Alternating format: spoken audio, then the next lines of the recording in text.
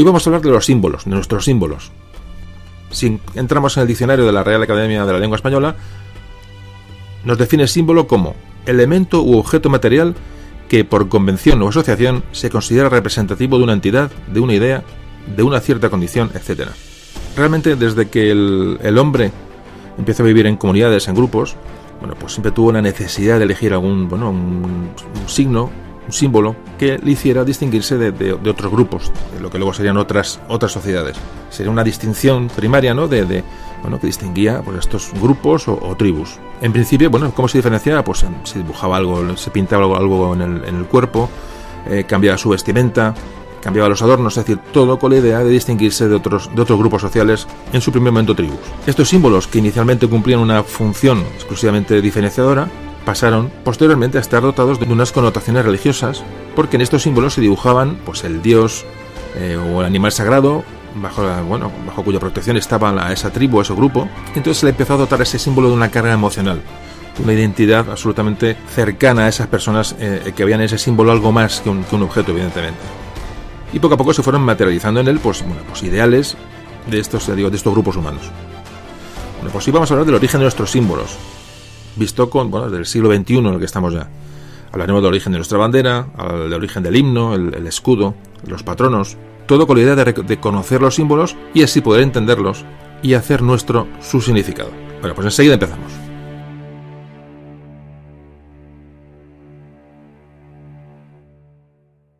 Memorias de un tambor.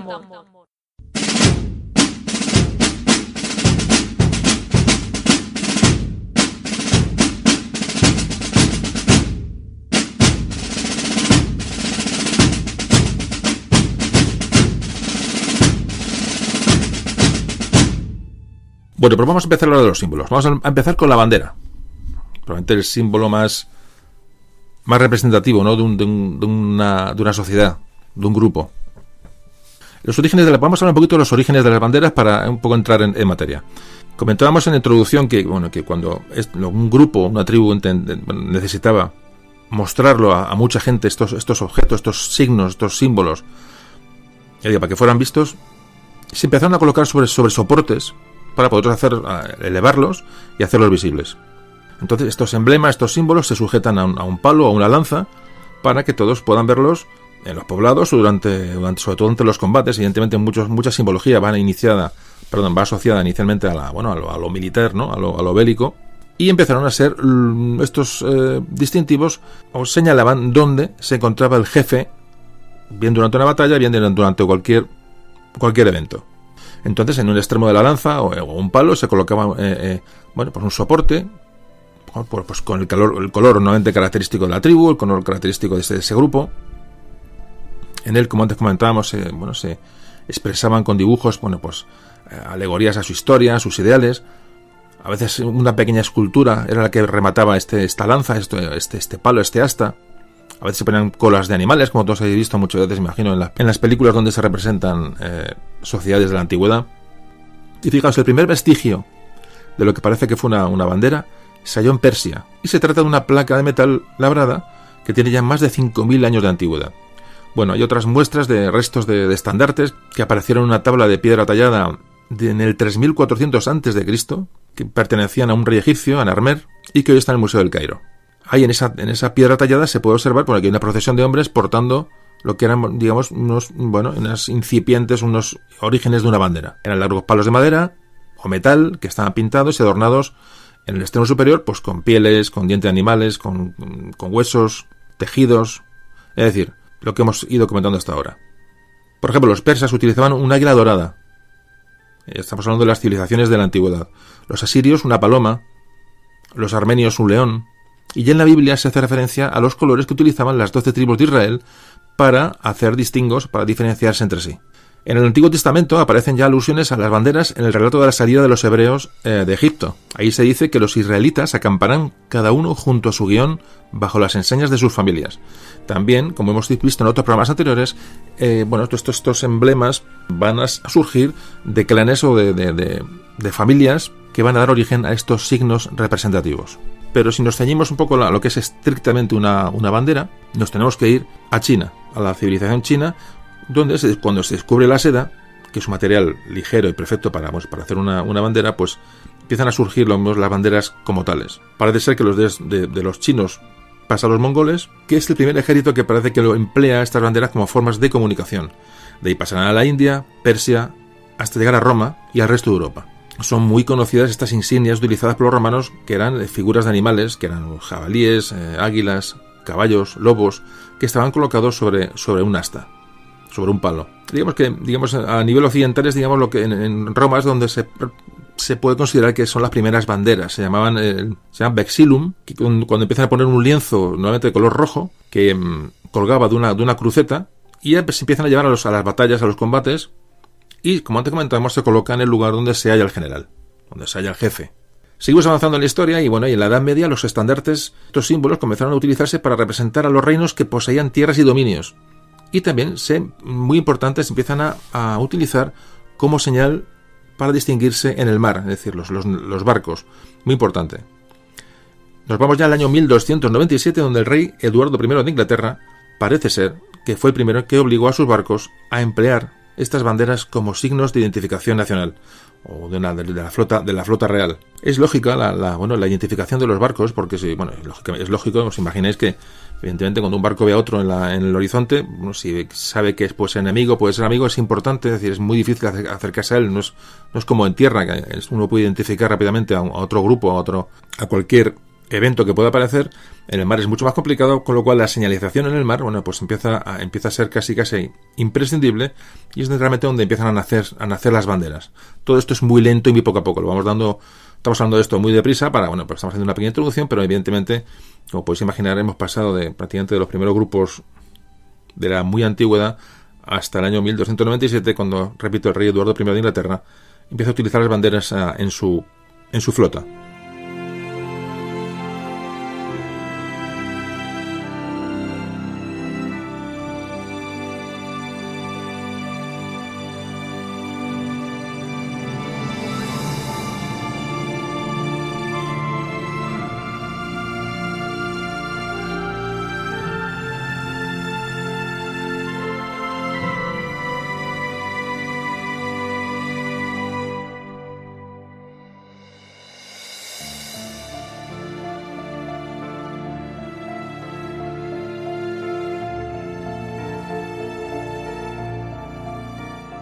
Va a llegar el Renacimiento, va a llegar el más comercio, va a llegar más interrelaciones sociales ya prácticamente a nivel mundial, y llega, por supuesto, el comercio marítimo, y ahí se va a acrecentar el uso de distintivos, a los que ya podemos llamar banderas. Hay muy poquito escrito sobre las primeras banderas que aparecen en Europa, hay muy poca documentación. De hecho, suelen confundirse estandartes de tela, pendones y las banderas propiamente dichas. Es decir, el pendón en la península ibérica empieza a aparecer como un representante de esos comerciantes, de esos burgos, de esas pequeñas ciudades que empiezan a coger importancia por sí mismas y que empiezan a tener una cultura propia y unos símbolos propios diferenciados, de otras ciudades. Y aquí aparecen estos símbolos que pueden ser pendones, estandartes y luego banderas. Sobre todo vamos a hablar del pendón. ¿Qué es un pendón? Voy a dar una definición muy breve para ver las diferencias entre unas y otras. El pendón está definido en el diccionario como insignia militar que consistía en una bandera más larga que ancha y que se usaba para distinguir los regimientos, batallones, etc. Es decir, más larga que ancha. Son esas banderas que se ven pegadas a un asta, pero son largas, ¿no? Son muy poco anchas y muy largas. El estandarte es definido como insignia que usan los cuerpos montados, consistente en un pedazo de tela cuadrado pendiente de un asta. El estandarte es una bandera pequeña. Vamos a dar una definición. Suele ser cuadrado, es más pequeño y solamente se usa cuando se va a caballo, porque es menos molesto, menos gravoso llevar este instrumento en la mano. Pero si nos ceñimos puramente ya digo que va todo muy unido a lo militar, como veis, es obvio, ¿no? Todos estos símbolos han sido, en su origen, tienen un origen militar, la mayoría de ellos. Cuando el pendón, que está colgado, de un listón, pasa a un mástil, es cuando, se produce el paso de pendón a bandera. El pendón, no está diseñado para ondear, simplemente para que se vea. Es un poco la diferencia. La bandera está pensada para que el viento la mueva, es decir, le da visibilidad el viento. Es un poquito, las diferencias entre una cosa. Creo que es interesante tener esos conceptos porque muchas veces oye por ahí estandartes, pendones, banderas, más o menos la diferencia entre una cosa y otra, antes de abordar un poco el origen de nuestra bandera, el origen de lo que vamos a hablar. Pero cuando hablamos ya de banderas, hay que volver a recalcar el tema marítimo. Es decir, muy importante el desarrollo de las banderas en el mar. Primero, un barco es un trozo de la tierra que deja, es decir, tiene su legislación. Necesita, digamos, dar una imagen, simbolizar el lugar del cual proviene. Simboliza el espacio social y económico que ha dejado en tierra firme. Es un poquito el concepto de por qué empiezan a aparecer banderas en los barcos. Ya digo, es un poco seguir llevando un poco la raíz del lugar que viaja en tierra. Así que nos encontramos con que la bandera un poco surge como de un origen comercial, de un origen urbano, y se va a desarrollar un poco en oposición a lo feudal durante el nacimiento del Estado moderno. Hay que decir que, como hablamos en programas anteriores, siempre comentamos que la bandera en sí misma va a ser un poco el ideal del nacionalismo durante el siglo XIX. Todos los nacionalismos que surgen en el siglo XIX. Cuando se desarrolla un cierto misticismo alrededor de las banderas. Por ejemplo, aquí se inventa la leyenda de Betsy Rose en Estados Unidos, que se empieza a asociar a la leyenda de Betsy Rose. Cuando Washington es una modista, creo que le cose la bandera a Estados Unidos, y en fin, esto es un propio del siglo XIX. Las banderas empiezan a tener, su misticismo, empiezan a crecer sobre leyendas. Es muy típico. A veces ya los colores de la bandera se les quiere asociar a ciertos rasgos propios de la región, del país al que representan. Eso ocurre mucho en América del Sur, cuando se produce la independencia de estos países. Hay continuas alegorías y misticismos alrededor de las banderas que se utilizan para exaltar el nacionalismo propio del siglo XIX. Es decir, que esa bandera típicamente militar va a pasar ya a tener un significado un poquito más profundo para ciertas sociedades. En un minuto hablamos ya del origen de la bandera de la bandera española y qué ocurre con las banderas en España.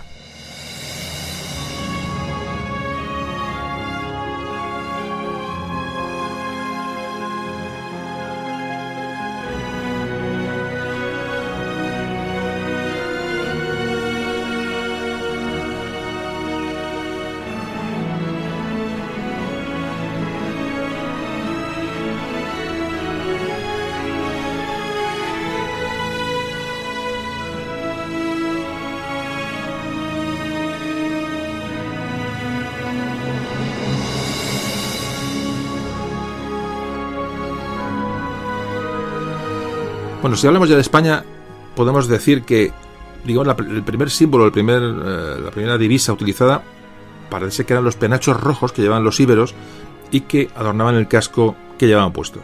Más tarde hay escudos ya íberos que representan o pintan sobre esos escudos un símbolo que representa al guerrero que lo lleva. Es decir, estos símbolos empiezan a ser personales, pasan luego a ser representativos del grupo o tribu, y después ya, digamos, pasan a representar o decirnos cosas sobre una estirpe guerrera, de alguna manera. Hay un historiador que en el año 456 escribe que los reyes godos usaron como insignia un león sobre ondas azules, es decir, la primera referencia explícita a una simbología que se produce en la península ibérica. Hablamos de los reyes godos. Repito, era un león sobre ondas azules. Otros historiadores después dijeron que los godos se han encontrado vestigios de que llevaban unas bandas amarillas con 2 leones rojos. Los primeros estandartes de tela, la simbología de tela, parece que lo traen los árabes cuando invaden la península, en el siglo VIII, y tienen funciones, como antes comentábamos, estrictamente militares sobre el campo de batalla. Porque, como recuerdo, un poco hay que tomar la bandera y el pendón como una representación de algo. Es decir, el estandarte el estandarte proporciona una ubicación de un jefe normalmente militar, mientras que el pendón y la bandera van a nacer para representar, también pueden acompañar a un jefe militar, evidentemente, pero sobre todo nacen para identificar un grupo, una sociedad, una actividad. Es un poco la diferencia. Pero si nos ceñimos ya un poquito a lo que es la aparición de las banderas desde el punto de vista militar, no podemos, desde luego, separarlas de su función, que ya lo repetiremos varias veces, de su función de ubicación del jefe, del caudillo, en el campo de batalla. Con esas banderas también se daban órdenes, a distancia. Daban señales de ataque, señales de defensa, señales de retirada. Por eso siempre ha sido tan importante para una unidad militar defender su bandera, en cuanto que era un símbolo de comunicación, evidentemente, y era un poco el orgullo, la referencia, ¿no?, de esa unidad militar en el campo de batalla. Y esto, evidentemente, como siempre hablamos, se ha ido transmitiendo de generación en generación. El rey Alfonso X el Sabio, en sus 7 partidas, ya habla de las banderas y les da una definición. El rey Alfonso X el Sabio, en sus 7 partidas, ya hace unas definiciones de banderas. Y además empieza ya a reglamentar el uso y da unas normas estrictas para su clasificación y para su utilización. Yo digo que el uso de una bandera como una representación de una nación es mucho más moderno, pero bueno, digo que el origen es este. Lo que pasa evidentemente, como estamos hablando, poco a poco ya no solamente es una señal militar de ubicación o de señalización, sino que empiezan estas banderas a representar los intereses y los valores de los soldados que combaten con ellas. Es decir, ya las asteras de esas banderas empiezan a llenarse de simbología afín a esas tropas. Por ejemplo, sobre todo motivos religiosos, es muy común, sobre todo en las banderas españolas. Y entonces estas banderas era un poco el alma de esa unidad. Es decir, eso también no podemos nunca separarlo. Es decir, el soldado que iba a combatir a cualquier guerra, evidentemente tenía que tener un apoyo espiritual. Es obvio y para él era imprescindible. Y esto muchas veces se lo daban las banderas y la simbología que se representaba en ellas. Por ejemplo, Bernardino Escalante, que es un hombre del Renacimiento, fijaos cómo define la bandera. Dice: la bandera es el verdadero fundamento de la compañía, y en que consiste la honra y reputación suya y de sus soldados. Conviene que al que se le hubiere de encomendar tenga las cualidades de un perfecto alcaide en nobleza y estimación de honra, para que la sepa guardar y morir por defenderla sin jamás desampararla. Como ya la bandera empieza a tener una simbología mucho más fuerte, no solamente de comunicación, sino ya es un poco el alma, como este hombre le llama, que es el alma de una compañía, siempre hablando un poco en terminología militar. Luego, como habíamos hablado en algún podcast anterior, cuando los reinos en España, en la península ibérica, empiezan a utilizar enseñas, utilizan simbología heráldica familiar propia. Pues ya como tú sabéis, León, el león púrpura o rojo sobre un fondo blanco, Aragón las 4 barras, Castilla el famoso pendón de Castilla, ese colón rojo carmesí, ¿no? Bueno, pues eso es un poco ya, empiezan a convertirse en banderas, simbología de dinastías familiares. Esto ocurre, por ejemplo, cuando hablamos en un podcast anterior hablamos del origen del escudo de Aragón. Y ya llegamos un poco a la primera, la primer sucedáneo de bandera nacional que se produce cuando aparece la Real Orden de la Banda de Castilla. Esto aparece en 1332 y es fundada por Alfonso XI, que se permaneció hasta bien entrado el siglo XVI. Fue la principal divisa de los reyes castellanos. Era una banda puesta entre 2 dragones, aunque sus colores no están todavía muy claros. De todo esto, como siempre os digo, pondremos documentación tanto en la web como en Facebook. Colgaremos ahí banderas y todas estas cosas que hablamos, ¿no? Para que cuando acabéis el podcast, pues echéis un vistazo a la documentación, que siempre es muy interesante. Más que nada porque luego cuando hagáis visitas por ahí, pues esto lo vais a ver. Veréis 2 dragones, ¿no? Lo veréis de que cada uno sale cruzan entre sus bocas una banda amarilla, una banda roja. Bueno, todo esto, el tema de heráldica, esto es muy interesante. Evidentemente hoy no podemos avanzar mucho más, pero es un campo enorme. Entonces veréis por ahí muchas veces representados estandartes reales con esta simbología y estos colores. Estos pendones de la banda fueron usados hasta Enrique IV. También lo usaron los reyes católicos, también Carlos I de España, V de Alemania. Parece que estos eran pendones rojos con los dragones y esa banda entre los 2 dragones doradas.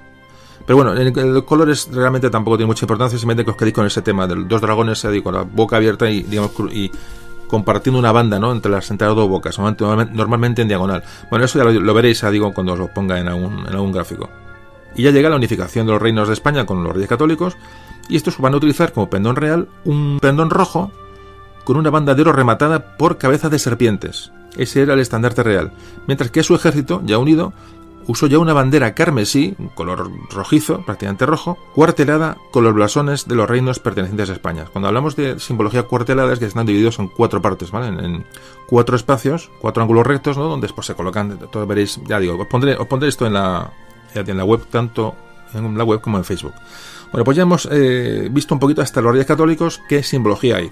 Ya digo, son transformaciones familiares en escudos reales, eso pasan a ser estandartes o banderas, pero tras los reyes católicos ya sí que va a llegar realmente, una bandera que ya empieza ya un poco a representar una identidad española propiamente, que es la Cruz de Borgoña. La Cruz de Borgoña, del que vamos a hablar enseguida.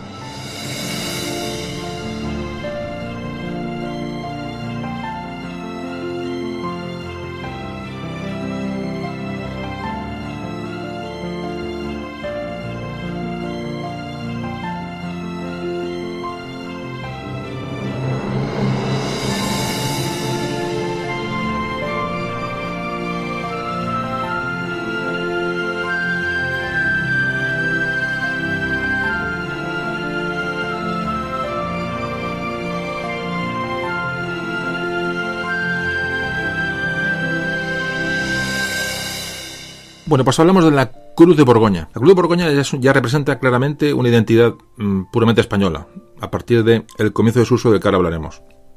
La Cruz de Borgoña es una modificación de la Cruz de San Andrés. Esta cruz representa el martirio que sufrió el apóstol San Andrés en Grecia, donde lo crucificaron en una cruz, digamos, en forma de X, en un aspa. No es la cruz típica, sino que es en forma de X. Entonces, en la Cruz de Borgoña lo que ya representa es, en este aspa, esta X, lo que representa es, digamos, unos nudos, ¿no?, de las maderas. Si alguno de la habéis visto seguro, es una bandera que normalmente va sobre fondo blanco y es una aspa roja. Este aspa tiene como unos salientes, unas irregularidades que son, digamos, los nudos de las maderas, ya digo, donde se crucificó a San Andrés. Es un poco la diferencia que hace la Cruz de Borgoña con la Cruz de San Andrés. La Cruz de San Andrés no tiene esos nudos, la Cruz de Borgoña sí los tiene. Simplemente es eso. Pero ya digo que ahora vamos a empezar a ver el origen de esta bandera, este símbolo, que viene del matrimonio de Juana de Castilla, Juana la Loca, la hija de los Reyes Católicos, con Felipe el Hermoso. Felipe el Hermoso, que como ya muchas veces hemos comentado, era de la Casa de Austria, era un Habsburgo. Entonces, cuando al llegar Felipe el Hermoso a la península, llegaron a la península arqueros de Borgoña, arqueros borgoñeses, y estos llevaban en unos petos, digamos, por este símbolo de la Cruz de Borgoña. Pues poco a poco se fue haciendo popular en el ejército, los cuales llevaban pintado en sus uniformes esta Cruz de Borgoña. Y de ahí van a pasar a las banderas. Ya con la llegada de Carlos I a España, ya se hace absolutamente normal y natural el uso de la Cruz de Borgoña en las insignias y en las banderas militares. Estas banderas blancas con la cruz roja llevan en las unidades, y para representar al rey llevaban una bandera amarilla. El amarillo es un color típico de los Austrias, con el escudo imperial de los Austrias bordado en el centro. Hay que decir que en aquella época el escudo era, digamos, el verdadero símbolo de identidad nacional. Es decir, el concepto de bandera no existía. Entonces, lo que representaba un poco a ya no una nación, ni mucho menos, sino bueno, a una monarquía, era el escudo real. Con Felipe II ya se ordena que cada tercio, los famosos tercios, llevasen otra bandera en cabeza que fuera de color amarillo con las aspas de Borgoña en rojo. También he visto esa bandera alguna vez. Y aquí empiezan a proliferar esas banderas con motivos religiosos. Digamos que cada unidad militar pues llegaba un poco su simbología, la llevaban con ellos. Esto ocurre en la batalla de Lepanto. En Lepanto hay banderas enormes con vírgenes, con motivos puramente religiosos. De hecho, fijaos, en el siglo ya avanzado, el siglo XVII, con Felipe IV, ya establece que las banderas de los tercios fuesen rojas con una imagen de la Virgen.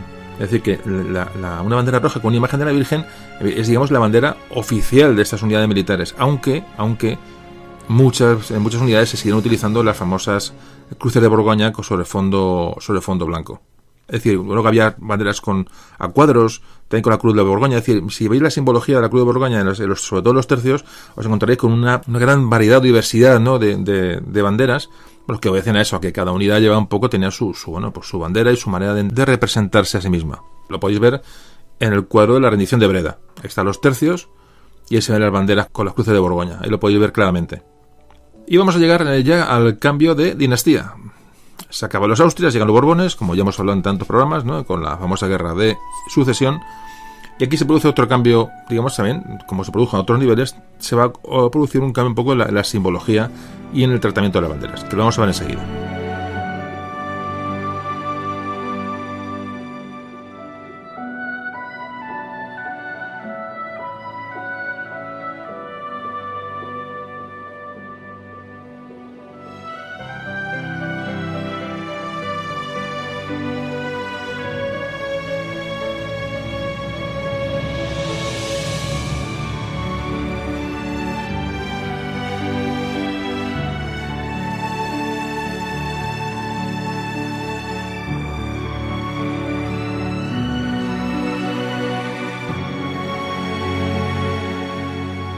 Bueno, como decíamos, entramos ya en el siglo XVIII, muere Carlos II, el último Austria, llega Felipe V, el primer Borbón, y ahí cambia totalmente, digamos, el diseño de las banderas.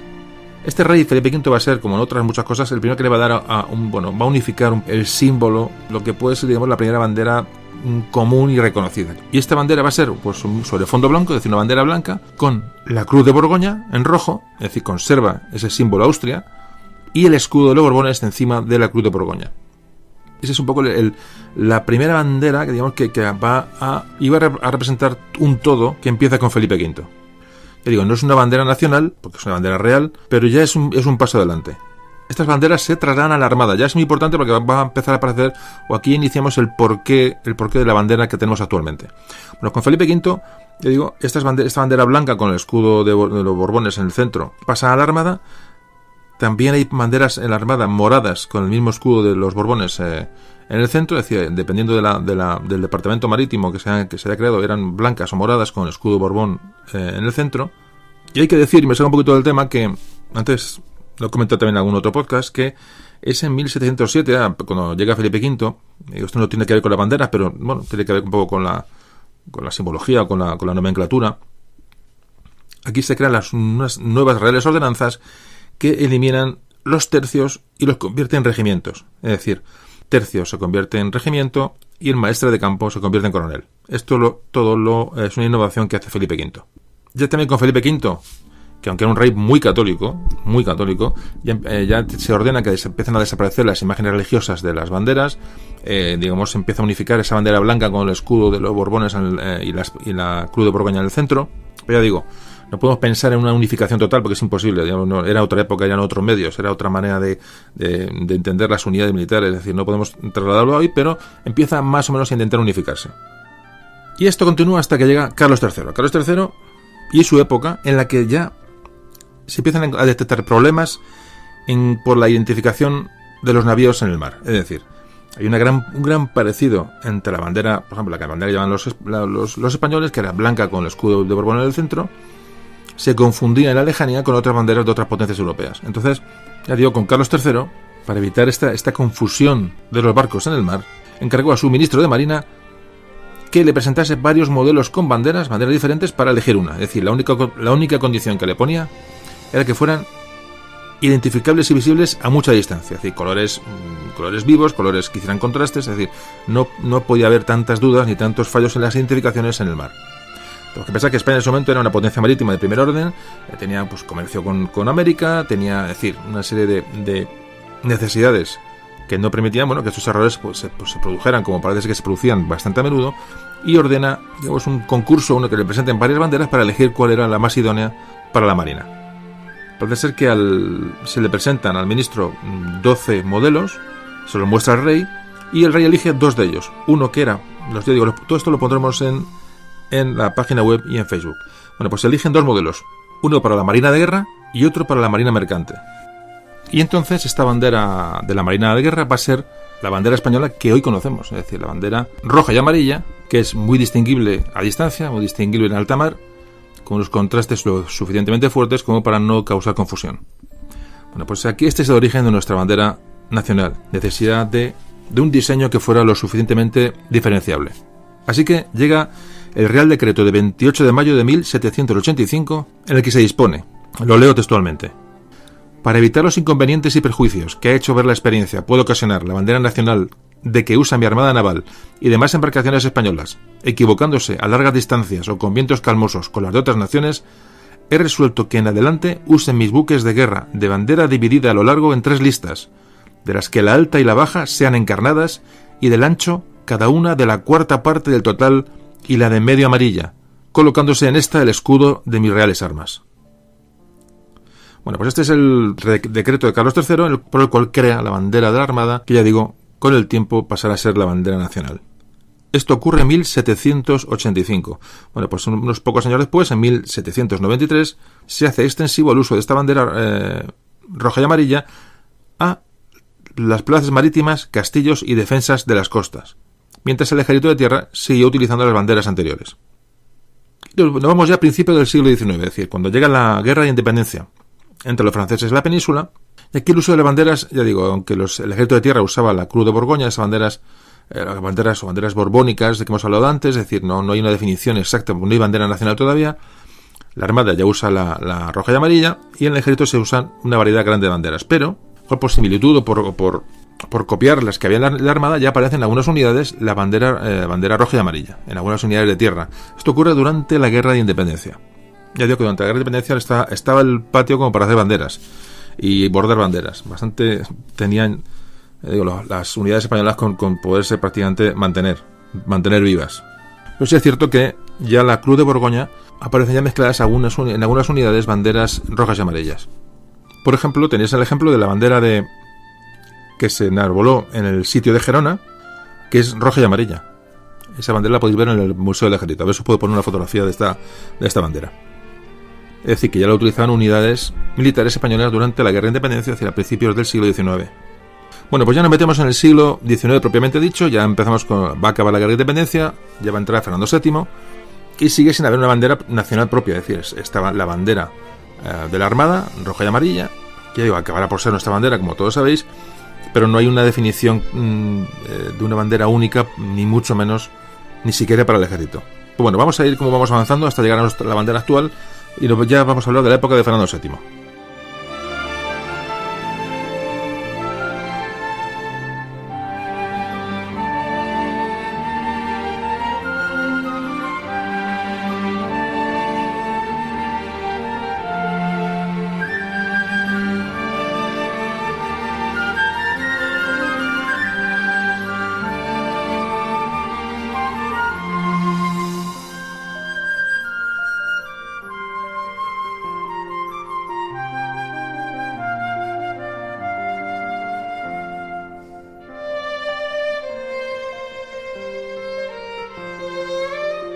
Bueno, pues cuando vuelve Fernando VII de su cautiverio en Francia, se va a reorganizar el ejército, digamos, y los regimientos de tierra, el ejército de tierra, vuelve a recibir banderas blancas con el escudo real en el centro. Y la marina sigue con su bandera ya roja y amarilla. Y llegamos a 1820, donde en las milicias nacionales ya empiezan a aparecer banderas rojas y amarillas. Estas banderas rojas y amarillas ya tenían el lema Constitución, se podía la palabra Constitución en grande, sobre la franja amarilla se podía leer Constitución. Y nuevamente el nombre de la provincia de esa milicia en las dos bandas rojas. De ahí empieza a introducirse la bandera roja y amarilla en las unidades del ejército de tierra, pero muy poco a poco. Bueno, llegamos ya al periodo de la sublevación de Riego, del que hablamos ya en un podcast anterior. Hablamos del periodo de 1821 y 1823, y aquí va a ser abolido el uso de banderas, y ordenan las Cortes que sean sustituidas todas las banderas y estandartes por unas enseñas consistentes en un león de bronce que sostenía con una de sus garras la Constitución. España estaba en ese momento en plena guerra civil y no se llegó a llevar esto a efecto, es decir, se siguieron utilizando las banderas de siempre, hasta que llegamos ya al reinado de Isabel II, cuando ya sí se empieza a implantar la bandera roja y amarilla en el ejército de tierra, con lo cual esta bandera roja y amarilla o roja y gualda se considera que se empieza a unificar a nivel militar. De hecho, en el Real Decreto de 13 de octubre de 1843 se dispone la sustitución de todas las enseñas del ejército por otras nuevas rojigualdas, que hasta entonces solamente habían utilizado la Armada y algunas unidades de la Milicia Nacional, como antes comentábamos. Esto se produce porque durante las guerras carlistas, el bando carlista empezó a hacer como suya la Cruz de Borgoña y, digamos, urgía simbolizar un poco, dar símbolo al ejército liberal, al ejército isabelino, que elige la bandera rojigualda, la bandera que hoy es la bandera nacional. Un poquito ahí viene cómo se fuerza, digamos, a los liberales, a los isabelinos a utilizar una bandera que les identifique, para oponerse a la bandera de la Cruz de Borgoña, que es utilizada por los carlistas, repito. Y llegó la Primera República. La Primera República dejó la bandera rojigualda, no la tocó, aunque dispuso la supresión de cualquier simbología real o que aludiera a la corona. La Primera República, aunque ya digo, no tocó la bandera, pero hubo un proyecto, y de hecho casi se adopta, el cambio de bandera, que hubiera sido una bandera tricolor, hubiera sido roja, blanca y azul, es decir, las tres bandas del mismo ancho, un poco al estilo de la bandera francesa, pero en horizontal. Ya digo, esto al final no se llevó a cabo. Bueno, se restauró la monarquía tras la Primera República. Ya digo, tema del siglo XIX que ya iremos tratando en otros programas. Hoy vamos a ver solamente lo que es la bandera. Se restauró la monarquía y se continúa usando la bandera rojigualda a todos los niveles. Nos vamos ya al principio del siglo XX, los años 20. En los años 20 ya el uso de la bandera rojigualda es general y llegamos a la Segunda República. El 14 de abril de 1931 es derrocada la monarquía en España y se proclama la Segunda República. Y aquí ya se adopta la famosa bandera tricolor republicana, que es roja, amarilla y morada, que sustituye a la roja y gualda. Hay que decir que la gualda, el término gualda la gualda es una planta herbácea de la que tiene, de la que saca un tinte de color amarillo, y también tiene color amarillo en la propia planta, y de ahí viene el nombre de Gualda, el amarillo denominado Gualda. Y bueno, estamos con la bandera republicana, la bandera de la Segunda República. Bueno, hay que decir que cuando llega la Segunda República, realmente el quitar la bandera, o sea, se aludió que la bandera roja y Gualda era una bandera monárquica, cosa que no es así, porque realmente el origen de la bandera roja y Gualda, como todos sabéis, es un origen puramente práctico, como hemos visto antes, para distinguir los navíos en el mar. Esa bandera nunca se asoció a la monarquía, es decir, Isabel II la adopta como para diferenciarse de otra bandera también monárquica, que es como puede ser la Cruz de Borgoña. Es decir, no hay ningún origen monárquico a la bandera, pero bueno, se opta por cambiar la bandera, pero cuando, digamos, el decreto en el cual se adopta la nueva bandera republicana, la bandera con la franja morada abajo, se alude a que se interpreta de este decreto, si uno se puede leer en cualquier sitio, que fijaos que hasta que es pura, evidentemente, pura interpretación y pura ignorancia. Se habla que la bandera rojigualda alude mucho a los colores de la corona de Aragón y que hay que meter los colores de Castilla en la bandera. Bueno, y meten el morado.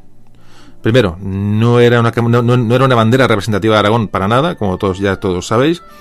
Esto en el decreto de creación de la bandera republicana se puede leer, es decir, o sea, para que unificar los conceptos de España, de las Españas, bueno, es decir, un poco que se alude a eso, a que había que meter a Castilla también en el ajo de la bandera. Entonces se opta por meter el color morado, cuando el color morado nunca ha sido color de Castilla, es decir, nunca. Hay varias teorías sobre este error. Primero, que parece ser que ha habido pendones de Castilla, pendones carmesí, que eran rojos o carmesí, castellanos, que pasa que al decolorarse con el tiempo en los museos o tal, donde puede ser que se viera un color morado, entonces alguien interpretara que eran morados. Luego hay otra teoría en cuanto a este error, esta confusión con el morado y el carmesí. Parece ser que había cuando esas sociedades secretas, esas sociedades masonas que empezaron a proliferar durante el siglo XIX, una de ellas, que era muy importante, se llamaba la Sociedad de los Comuneros, que adoptó el color morado como distintivo. Pero ya digo, en cualquier caso no se ha encontrado una explicación, es decir, no tiene ni pie ni cabeza. Aunque parece ser sí que se intentó, meter a Castilla, a la Castilla comunera, a la Castilla, que se ha tomado como siempre. Eso hablaremos un día de los comuneros. Tenemos tantas cosas, van surgiendo temas, ¿no?, de la historia de España que son realmente interesantes, pero bueno. Te digo que esta franja inferior de la bandera republicana obedece a esa intención de introducir a Castilla en la bandera, porque se pensaba que los colores rojo y amarillo eran privativos de la corona de Aragón. Bueno, te digo, una interpretación realmente asombrosa, pero así es. Y bueno, ya llega la Guerra Civil, año del 36, y entonces las unidades que combatieron, digamos, en el denominado bando nacional, pues lo que hicieron fue volver a la bandera original, la bandera de España de toda la vida, o de casi toda la vida, y ya en el año 38, en plena Guerra Civil, se dispone, hablando del bando nacional, que en estas banderas rojigualdas aparezca en el centro el escudo de los Reyes Católicos, que es la famosa águila de San Juan, la famosa esa águila negra que apareció en la bandera española durante la dictadura. El águila que era de los Reyes Católicos. Esto ya ocurre en el año 1938. Bueno, pues esta bandera con el águila de San Juan ya va a quedar, cuando acabe la Guerra Civil, ya que va a quedar en la bandera española hasta la muerte de Franco y la llegada de la democracia, como todos sabéis. Una vez que llega otra vez la Casa Borbón al trono español, con Juan Carlos I, tenemos el artículo 42 de la Constitución, que dice: la bandera de España está formada por 3 franjas horizontales, roja, amarilla y roja, siendo la amarilla de doble anchura que cada una de las rojas. Más tarde, en otra ley posterior, se dice que en la franja amarilla se podrá incorporar, en la forma que reglamentariamente se señale, el escudo de España. Bueno, pues con esto un poco hemos hablado de la bandera española, los cambios que ha sufrido, sus orígenes, varios conceptos, y bueno, espero que os haya sido de interés. Y ya pasamos a definir el escudo nacional, a ver de dónde viene, de dónde nace y cuáles son, digamos, su simbología que representa cada símbolo que aparece en nuestro escudo. Venga, enseguida lo vemos.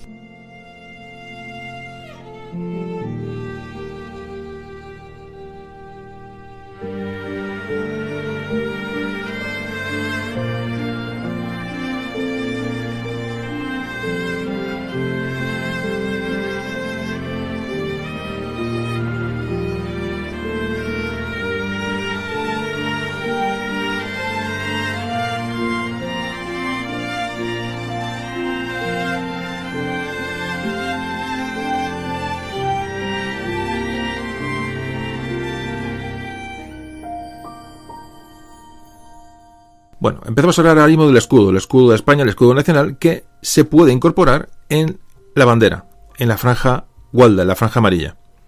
Fijaos que la reglamentación, si os habéis fijado, el escudo siempre aparece desplazado, digamos, hacia el mástil, y esto tiene, bueno, evidentemente tiene una razón, y es que cuando la bandera esté sin viento, que esté más o menos caída, bueno, pues se va a poder ver mejor el escudo si está pegado a un poquito pegado a un lateral, o si esta bandera tras estar flameando durante mucho tiempo se empieza a deshilachar, se empieza a estropear por el extremo, bueno, pues que este deterioro no afecte a la visión del escudo. Es un poquito el motivo por el cual el escudo está desplazado, que digo, siempre hacia el mástil de la bandera. No está centrado en la bandera. Bueno, pues si tenéis a mano un escudo de España o lo recordáis, bueno, pues vamos a definirlo muy brevemente. Mira, tenemos en la parte de arriba, la parte que se llama timbre, es una corona real que simboliza, bueno, pues a la monarquía española. Luego vemos a los laterales de lo que es el escudo, todos recordáis que están dos grandes columnas que simbolizan las columnas de Hércules, que ya fueron incorporadas al escudo por Carlos I y que tienen el lema Plus Ultra, o sea, más allá.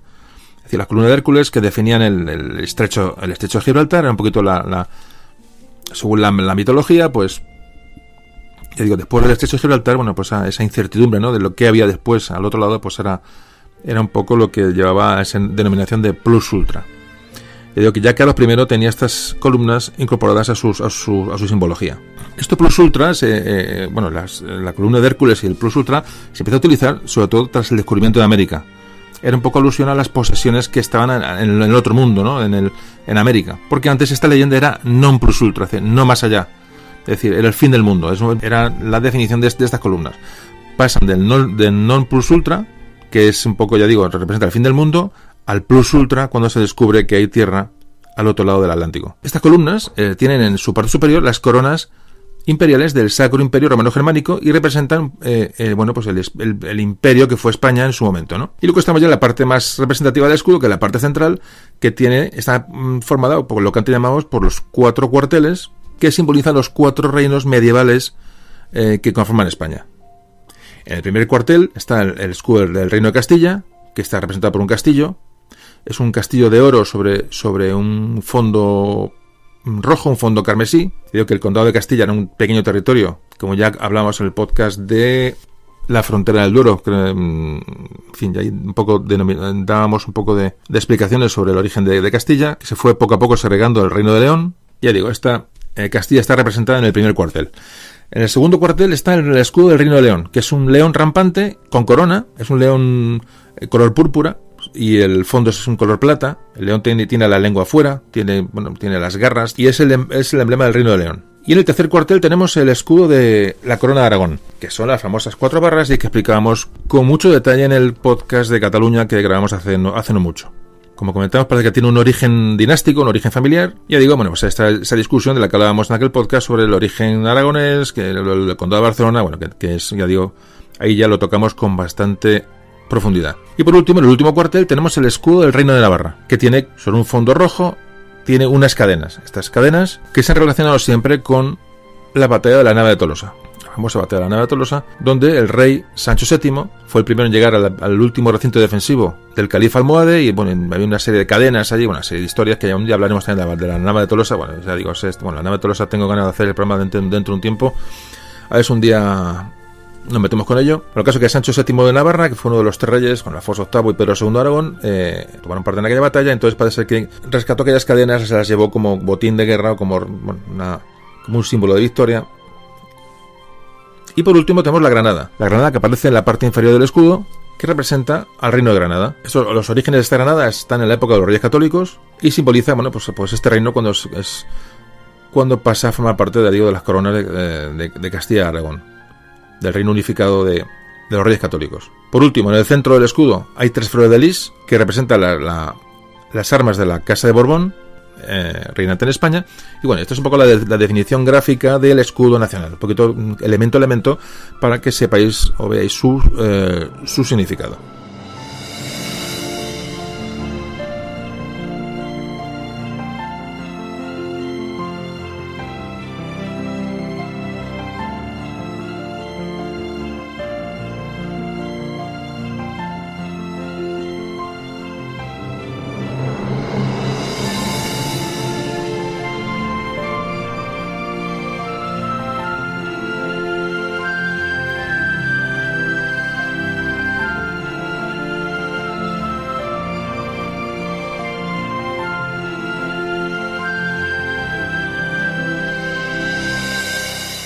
Bueno, hemos comentado antes que Franco utilizó el mismo escudo que los que empleaban Isabel y Fernando, los reyes católicos. Evidentemente era una evocación, ¿no?, de sus figuras, y sustituyó, y ya digo, la divisa de los reyes católicos ponía tanto monta, ahora explicarnos un poco ese significado también como otro símbolo, y lo sustituyó por una grande y libre. El águila es la misma, evidentemente, el águila de los reyes católicos, el águila que se utilizó de la bandera durante la dictadura, el águila de San Juan. Bueno, ese águila le había usado Isabel la Católica ya desde joven, y los reyes católicos introducen en el escudo también el yugo y las flechas, que según todas las interpretaciones son dos símbolos que representan tanto a Isabel como a Fernando. El yugo se escribe con la misma letra inicial con la que se escribía en la Edad Media Isabel, Isabel se escribía con Y, de ahí viene el yugo, y las flechas se interpretan como la inicial de Fernando.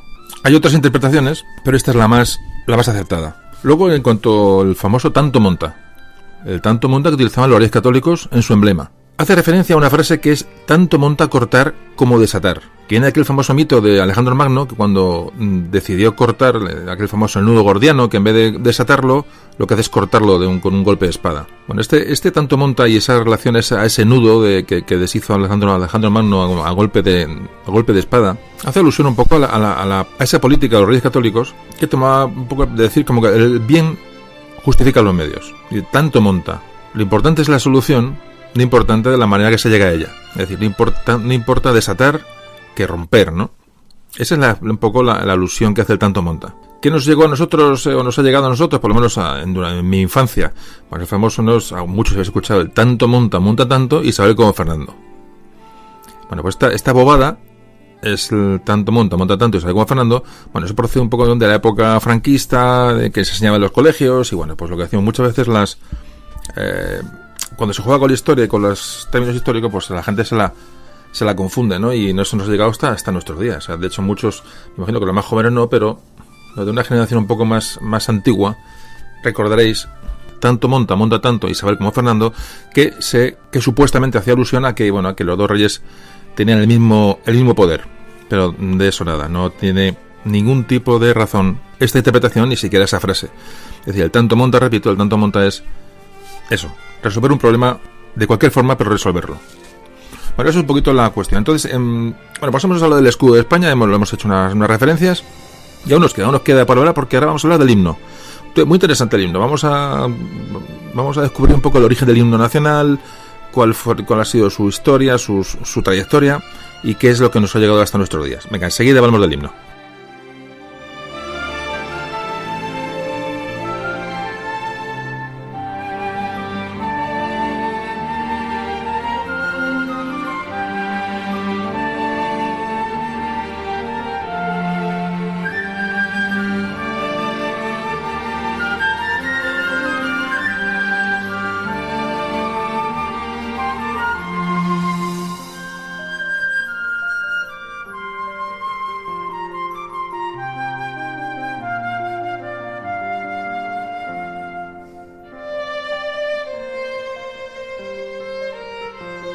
Bueno, vamos a hablar del himno de España, el himno nacional. Entonces, para ver los orígenes de la música que hoy escuchamos, cada vez que escuchamos nuestro himno, tenemos que irnos hasta principio del siglo XVIII, hasta 1749. En aquellos años el rey Fernando VI decidió unificar y dar reglamento a los toques de guerra, a los toques militares. Es decir, fijaos como todos los símbolos, pues vienen, pues no solamente en España, sino en todos los países del mundo, pues tienen un origen eminentemente militar en sus orígenes. Lo que quería hacer Fernando VI era que todas aquellas melodías que cada unidad hacía sonar cuando llegaba el rey o cuando tenían cualquier tema protocolario o en campaña, bueno, pues que esas melodías se unificaran y se reglamentaran. Porque al igual que las banderas, un poco cada uno iba un poco a su avío. Tienen sus bandas musicales, tenían un poco, cada unidad era un ente con muchas cualidades y características propias. Por dentro de todas aquellas piezas musicales que tocaban las unidades para rendir honores a los reyes, había una que se tocaba mucho. Era la famosa Marcha de los Granaderos. Marcha de los Granaderos porque todas las unidades de granaderos, que era un tipo de infantería que era bastante común en la época, bueno, pues todas estas unidades de infantería parece que tocaban esa misma marcha cuando rendían honores a los reyes, y esta marcha empezaba a ser muy común y a ser muy conocida, bueno, ya no solamente en los ambientes militares, sino en los ambientes civiles. Entonces, aquella primera reglamentación que se hizo, que termina en 1751, estos reglamentos sobre músicas y toques de guerra, más concretamente se llamaban toques de guerra, ya hacía referencia a la marcha de granaderos. Y decía: siempre que cualquier tropa marche con las formalidades correspondientes, tocarán marcha los tambores que haya en ella, y si los granaderos marchan solos, utilizarán entonces la marcha granadera. Bueno, pues estas marchas granaderas fueron el origen del himno nacional, como ahora veremos. El primer documento en el que aparece esta marcha de granaderos, por escrito, es en el año 1761, y aparece en el libro de la ordenanza de los toques de pífanos y tambores que se tocan nuevamente en la infantería española. Es un manuscrito en el cual aparece por primera vez esta melodía escrita. El libro era de Manuel Espinosa de los Monteros, por lo que siempre se ha atribuido esta creación de la marcha de granaderos a él, aunque realmente hay muchas dudas. Hay muchas dudas y hay muchas lagunas sobre la autoría de Espinosa de los Monteros. Pero bueno, puede ser que lo arreglara o que esa música la adaptara para los toques de guerra. Que la autoría fuera de él tampoco es una cosa que se haya podido demostrar. Bueno, pues durante toda esta década de los años 60, 1760 a 1770, continuaron todas las reglamentaciones sobre la música militar. Y el resultado de esta reglamentación fue recogido en un cuaderno llamado Cuaderno Impreso, que tenía todas las canciones de infantería, y este cuaderno fue entregado a cada unidad militar española. Y en este cuaderno ya nos encontramos la marcha de granaderos, que en sus instrumentos incluye, además de los pífanos, 2 clarinetes. Y aquí aparece Espinosa de los Monteros, en este cuaderno aparece como concertador de esta música. Sí, pero no aparece nunca como autor, por eso no hay seguridad de su autoría. Muchos historiadores atribuyen como autor de esta marcha a Espinosa de los Monteros, pero existen otras teorías. Hay una teoría que dice que esta música data de mediados del siglo XII. Hablan de una cantiga de Alfonso X el Sabio, la número 42. Dice que hay unos compases que son bastante parecidos y los cuales se puede inspirar el autor de esta marcha de granaderos. Pero lo mejor es que nos dejemos de explicaciones y voy a poner la música para que vosotros la comparéis.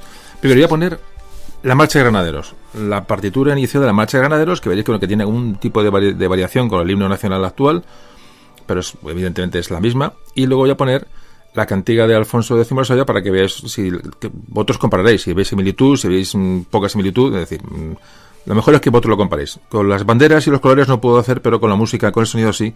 Por eso vamos a hacer un poco especial el tema de los himnos, porque nos permite escuchar, que es la gran herramienta, el gran poder del podcast. Bueno, en principio vamos a escuchar la marcha de granaderos, lo que es su partitura original.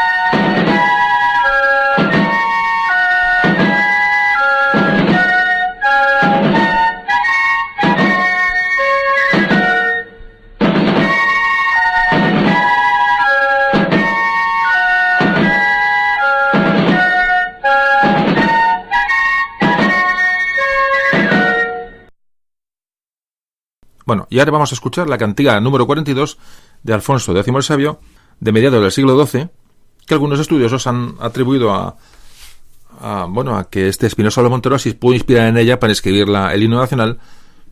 Le digo teoría que es eso, una teoría. Pero os dejo con la cantiga que es curioso escucharla.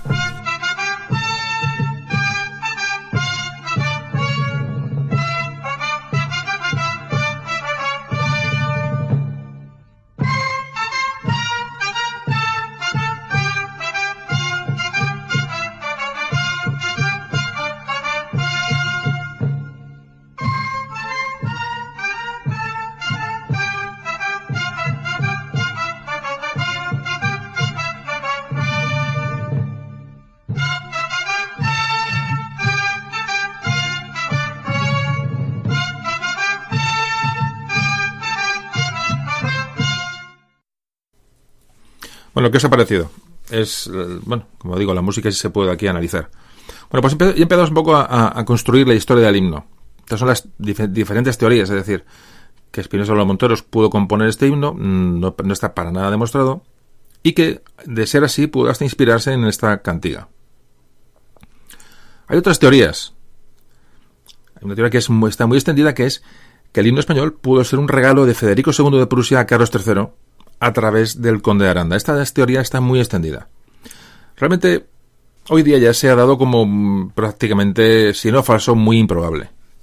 Primero porque el conde de Aranda no era embajador en Prusia, sino en Polonia. Además, no hay nada documentado sobre que se encontrara el conde de Aranda en Prusia para nada, nunca. Además, el conde de Aranda regresó a España en 1762, cuando el manuscrito donde se encuentra esta partitura por primera vez, que creo que está en la Biblioteca Nacional, es de un año antes, año 1761, es decir, no coinciden fechas ni coincide prácticamente ningún dato. Y hay más teorías. Hay una teoría que se remonta más aún también a siglos atrás. Algún historiador, algún investigador ha descubierto una pieza en tiempos del rey Fernando el Católico, que se compuso una glosa sobre la pavana real, hecha por Enríquez de Valderrábano en 1547. La compuso para vihuela. Bueno, pues parece que esta pieza tiene 18 acordes que coinciden con lo que fue luego la marcha de granaderos, la marcha real. Ya digo, hay investigadores que han encontrado similitudes con esta pieza con el himno nacional. Ya cada uno que considere, la verdad, realmente, bueno, os lo pongo porque es curioso que tengáis, es un documento que va a quedar aquí para siempre, para el que lo quiera escuchar, aunque luego seguiremos viendo y aportando luz sobre el himno. Pero os dejo aquí con esta pieza de tiempos de Fernando el Católico, a la que también se le ha dado un supuesto origen al himno nacional.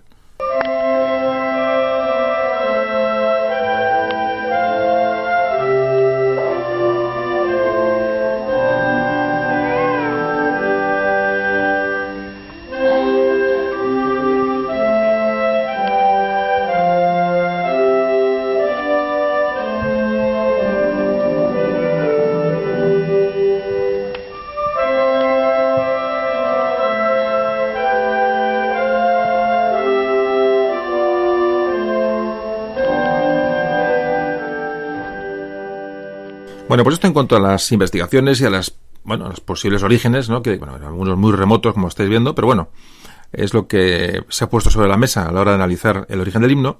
Y si vamos a analizarlo al 100%, lo tenemos que dar aquí todas las teorías posibles.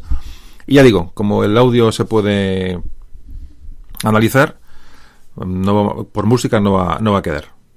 Bueno, como antes comentaba, con los años, con la utilización de esta marcha de granaderos, en cualquier acontecimiento, empezó a ser conocida en todo el país.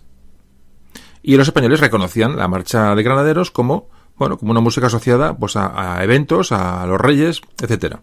Y además, la parte de esos eventos, los granaderos, que era una unidad que era frecuente de encontrarla en cualquier localidad más o menos grande, pues la usaban siempre para desfilar. Con lo cual llegó a ser una melodía usada con bastante asiduidad. Tal es así que se llegó a identificar a la realeza, al rey, con esta marcha. Durante la Guerra de Independencia, pues fue una marcha que se tocó, a pesar de que no es una marcha demasiado emocionante o emocional, porque tiene un ritmo de marcha, como su nombre indica, pero parece que se llegó a usar en las tropas españolas en la guerra contra Napoleón. Se llegó a utilizar como representando cierta resistencia. Se llegó a ser un himno realmente, o un himno encubierto. Estos hechos durante la Guerra de Independencia y que esta marcha tuviera su importancia y tuviera su importancia emocional, como antes decía, pudo ser lo que llevó, una vez acabada la guerra, al decreto de 3 de febrero de 1815, en que la marcha se designó como Marcha Española, y se dijo que se iba a interpretar esta marcha como único toque de honor en cualquier circunstancia, independientemente de la unidad que rendiera honores a los reyes, aunque ya muchos la estaban utilizando, como hemos visto. De esta manera se utilizaba una marcha conocida, una marcha que era querida, y se eliminaba un poco la música francesa que se seguía utilizando en el ejército tan influido por el ejército francés, sobre todo después de la Guerra de la Independencia. Se mataban dos pájaros de un tiro. Así que la marcha de granaderos, que antes hemos escuchado, pasó a escucharse en cualquier lugar de España.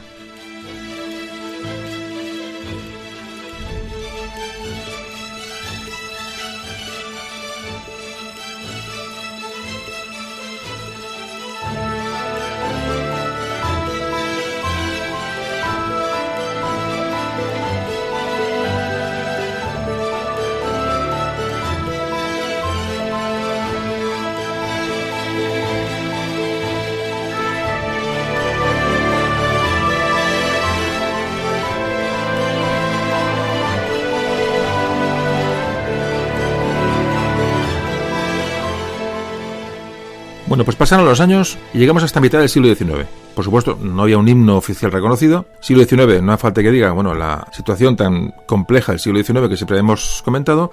Y llegamos a 1868, año de la Revolución Gloriosa, que hemos tratado en algún otro podcast, así porque está por encima, cuando Prin Serrano y Topete, el general general Serrano y el almirante Topete, se rebelan contra Isabel II, ya digo, en este famoso año y esta famosa revolución. La reina es desbancada y los progresistas, como entonces se les conocía, van a decidir renovar las instituciones y los símbolos. Así que uno de los símbolos que ya entonces era tomado unánimemente como nacional, que era la Marcha de Granaderos, nos iba a librar de esta reforma, puesto que era vista como música del antiguo régimen, y se convoca un concurso para buscar un himno.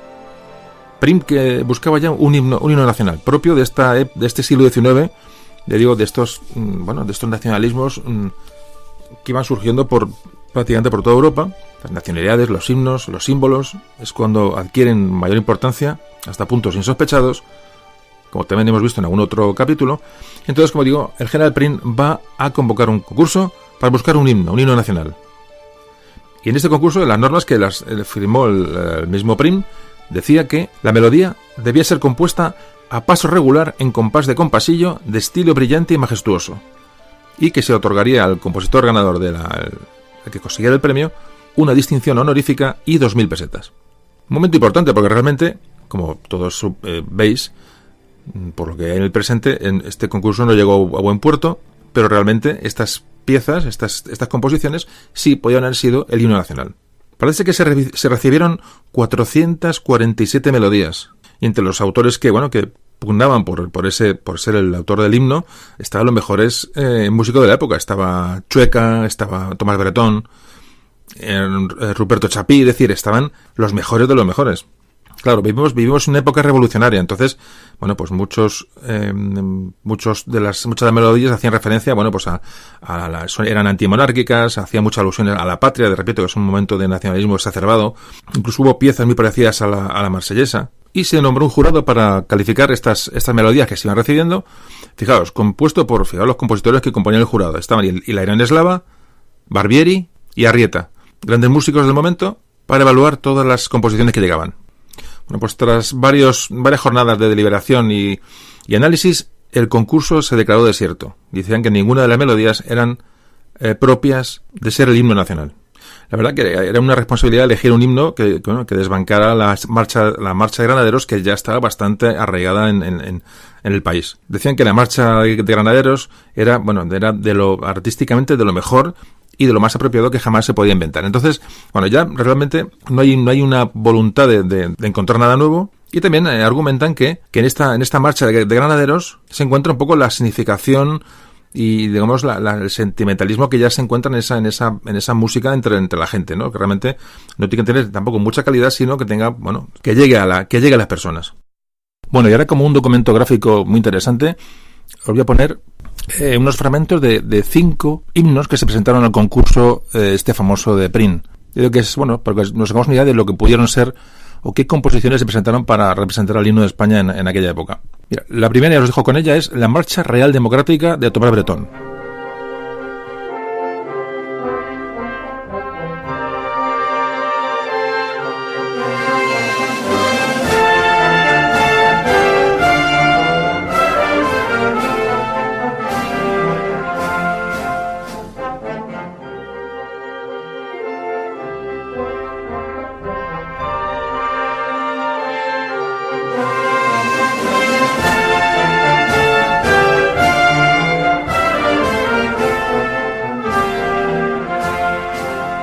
Y ahora un fragmento de la Marcha Nacional de González y Valls.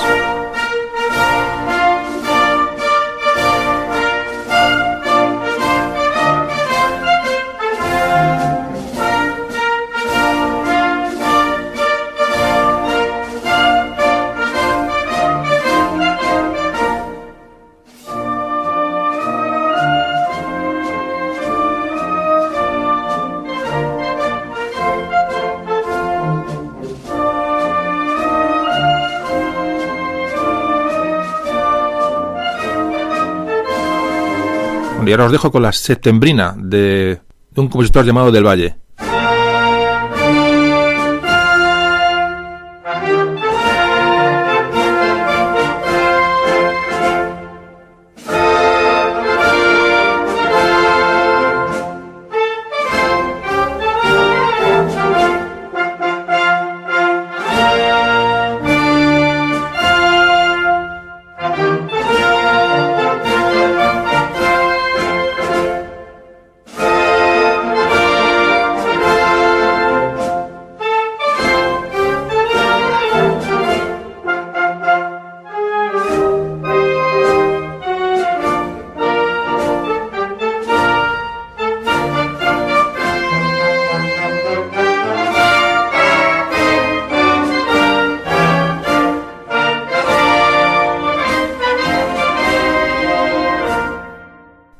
Esta que viene ahora es anónima, no se sabe el compositor, y se llama La libertad de la patria.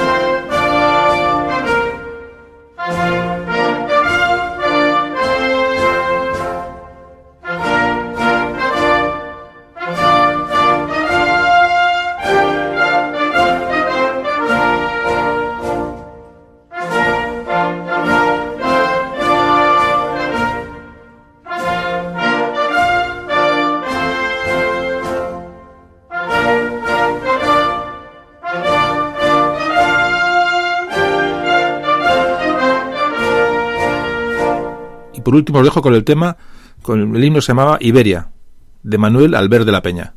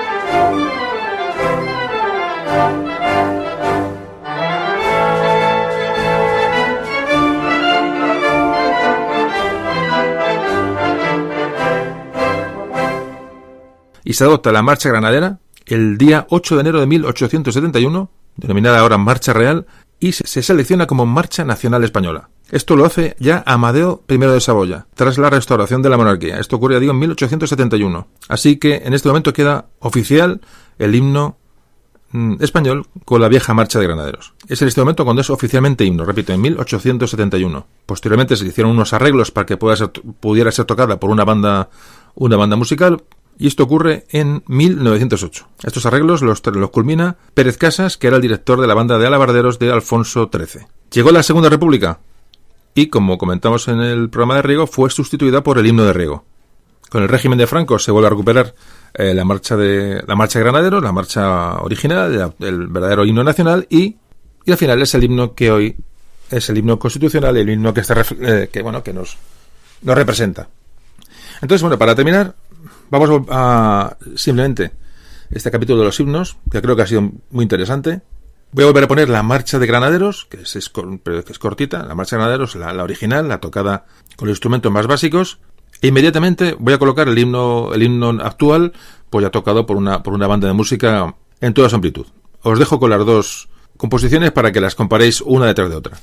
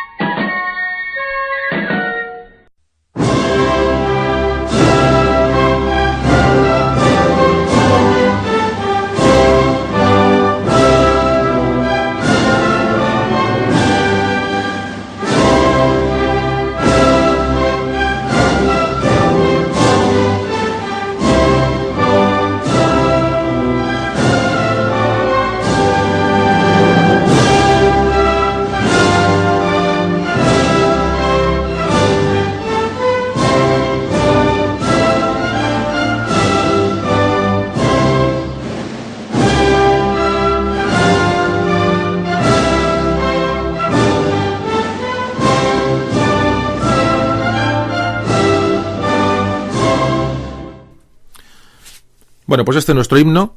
Un himno que, bueno, que nos debería de identificar a todos. Como todos los símbolos, deben de ser respetados y bueno, y afectan a... Son propiedad, digamos, de una sociedad.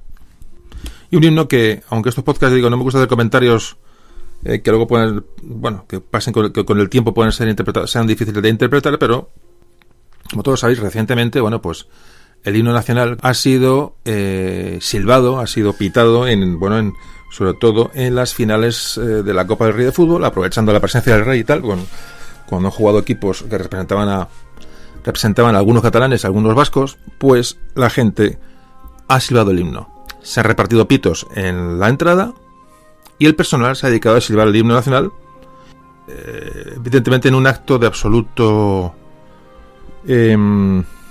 analfabetismo, no tiene otra calificación. No se puede silbar un himno de nadie, evidentemente, ni se puede ultrajar una bandera, ni se puede los símbolos de todos, pero no solamente el español, hay que respetar absolutamente todo. Yo recuerdo, hacía unos años, me gusta mucho el fútbol, evidentemente, no sé si alguna vez lo he comentado, hace mucho que no voy realmente, pero bueno, una época en que iba mucho. Me acuerdo que hace unos años fui a un partido de la selección y jugaba España con Dinamarca, me acuerdo perfectamente, porque tenía delante un grupo de daneses, ahí todos los rubios con sus bufandas y tal, y sonó el himno de Dinamarca. Y en un campo de fútbol de 50 o 60 mil personas, pues aunque haya 1.000 o 2.000 idiotas que silben un himno, pues se oye mucho. Entonces, se oían los pitos de la gente al himno de Dinamarca. Un partido, no sé si era amistoso, no recuerdo. Bueno, si no era amistoso, era un partido de trámite. Realmente da igual amistoso, da igual. Pero bueno, es decir, encima era un partido que tampoco tenía mucha trascendencia. No había ni siquiera emoción ni tensión en el ambiente. ¿Qué va?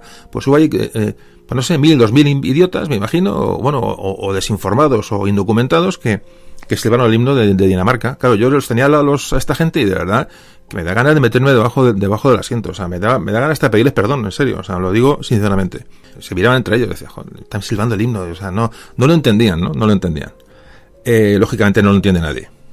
Y ya que, bueno, que propios españoles sirven el himno nacional, además con la presencia del rey y tal, aparte de una actitud, bueno, que se permite lo que se permite, pero es cobarde, es propia, pues, de gente desinformada, es propia de, pues eso, de lechoncillos, ¿no? De lechoncillos desinformados, porque no tiene otra explicación, es decir, no tiene otra explicación. Por mucho que se le busque, no la tiene. Es más que la falta de formación. Entonces, yo creo que si de algo vale esto, como siempre os digo, que esto tenéis que difundirlo entre la gente, entre la gente joven, pues educar a la gente a que los símbolos, puedes estar de acuerdo o no, te pueden gustar más o menos, los puedes querer más o menos. Yo no soy muy simbolero, yo no soy ni mucho de bandera, ni mucho no lo soy. En algún momento pueden hacer falta y hay que buscarlos, hay que acogerse a ellos, pero pues no se puede faltar respeto a un símbolo. O sea, creo que es obvio, ningún país del mundo se permite esto, o nadie lo vería bien, ¿no? Entonces, bueno, pues siempre te dejo este comentario aquí, porque me apetecía hacerlo. El himno, ya acabamos con el tema del himno, es un himno sin letra. Bueno, realmente es nuestro himno, ¿qué más da? Tenga letra que no. Para tener la letra que tienen otros, realmente prefiero que no tenga letra. Además, las letras a veces son muy anacrónicas, ¿no? A veces el himno nace con un pretexto y se queda anticuado. Son a veces letras violentas, como la Marsellesa tiene una letra que realmente el himno es muy bonito, pero la letra es para meterse también debajo de una silla. Hay himnos que no tienen ningún sentido, ¿no? Y ya digo, y bueno, no voy a citar países porque alguien se puede ofender, pero hay algún himno en Sudamérica que uno lo oye y se espanta, decir, madre mía, qué letra, ¿no? La letra es absolutamente increíble. Entonces, claro, pasa el tiempo y eso se queda anticuado. Bueno, el nuestro no tiene letra, pues que no tenga letra, no tenga ningún problema. El caso es que nos identifica a todos y ya está. La marcha granadera. Cuanto más se escucha cada uno, más le agrada y más le identifica. Es lo que tienen los símbolos, ¿no? Que tampoco tienen que tener una calidad, sino a veces, como antes comentaba, pues tiene que unir a la gente que nos representa a todos. Bueno, pues hemos acabado el capítulo del himno nacional. Ya digo que es bastante extenso y espero que también os haya servido para el que no lo conociera, que haya servido para saber algo más sobre ello. Y pasamos ya por último al apartado de los patronos de España, es decir, Santiago Apóstol y la Inmaculada. ¿De dónde viene del origen de ambos, ¿no? De Santiago y de la Inmaculada, para que sean patronos de España, que también es muy interesante. Venga, empezamos con ello enseguida.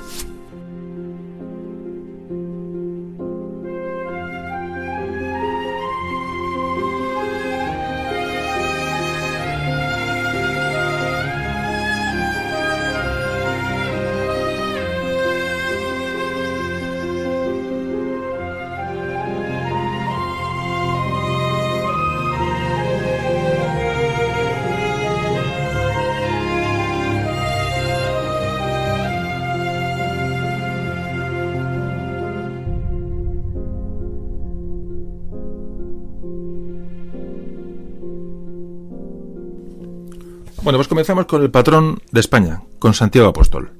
Bueno, vamos a empezar un poco la historia de dónde viene todo, de dónde viene Santiago, de dónde viene el origen de que sea nuestro patrón. Hay pocas pruebas históricas que realmente demuestren que el apóstol viajara realmente a la península. Claro, es que ni para sí, ni para bien, ni para mal. Es decir, que en pruebas hay muy poco de todo, y más cuando nos estamos remontando al siglo I, ¿no? Bueno, pues este Santiago era Santiago de Cebedeo. Se le conocía como Santiago el Mayor, que hoy es patrón de España y de Galicia a la vez. Bueno, según mucha transmisión oral de la que siempre hemos hablado y hay que respetar y hay que tomar en cuenta, que Santiago, que era uno de los apóstoles de Jesucristo, parece que desembarcó en la Hispania romana, en la Bética concretamente, y caminando subió por Navia romana que unía la Itálica con Mérida, y luego siguió hasta hacia lo que hoy es Portugal, hacia Coimbra y Braga, y terminó en Iria Flavia, que es hoy, bueno, pues prácticamente una pequeña aldea que se ha convertido en lo que hoy es Padrón, en el pueblo de Padrón en Galicia. Bueno, pues allí en Iria Flavia parece que donde Santiago acabó su periplo por la península. Después de esto regresó a Jerusalén, y en el año 44 fue decapitado en Jerusalén, y sus discípulos recogieron su cadáver y lo embarcaron otra vez en dirección a Hispania, a la Hispania romana. Y ya digo, según estas tradiciones que nos han llegado, bueno, pues la nave llegó otra vez a Galicia y fue trasladado al lugar donde hoy está construida la Catedral de Santiago de Compostela. Parece que, como se cuenta que Santiago predicó por última vez en Iria Flavia, allí en lo que es en España, parece que sus discípulos le trasladaron, digamos, tras ser decapitado, a su lugar donde hizo sus últimas conversiones, su último apostolado. La leyenda dice que la barca que trasladó los restos de Santiago, decía que era una barca de piedra, la leyenda, imaginaos la cuestión, y había sido pilotada por Teodoro y Atanasio, que eran los discípulos del apóstol Santiago.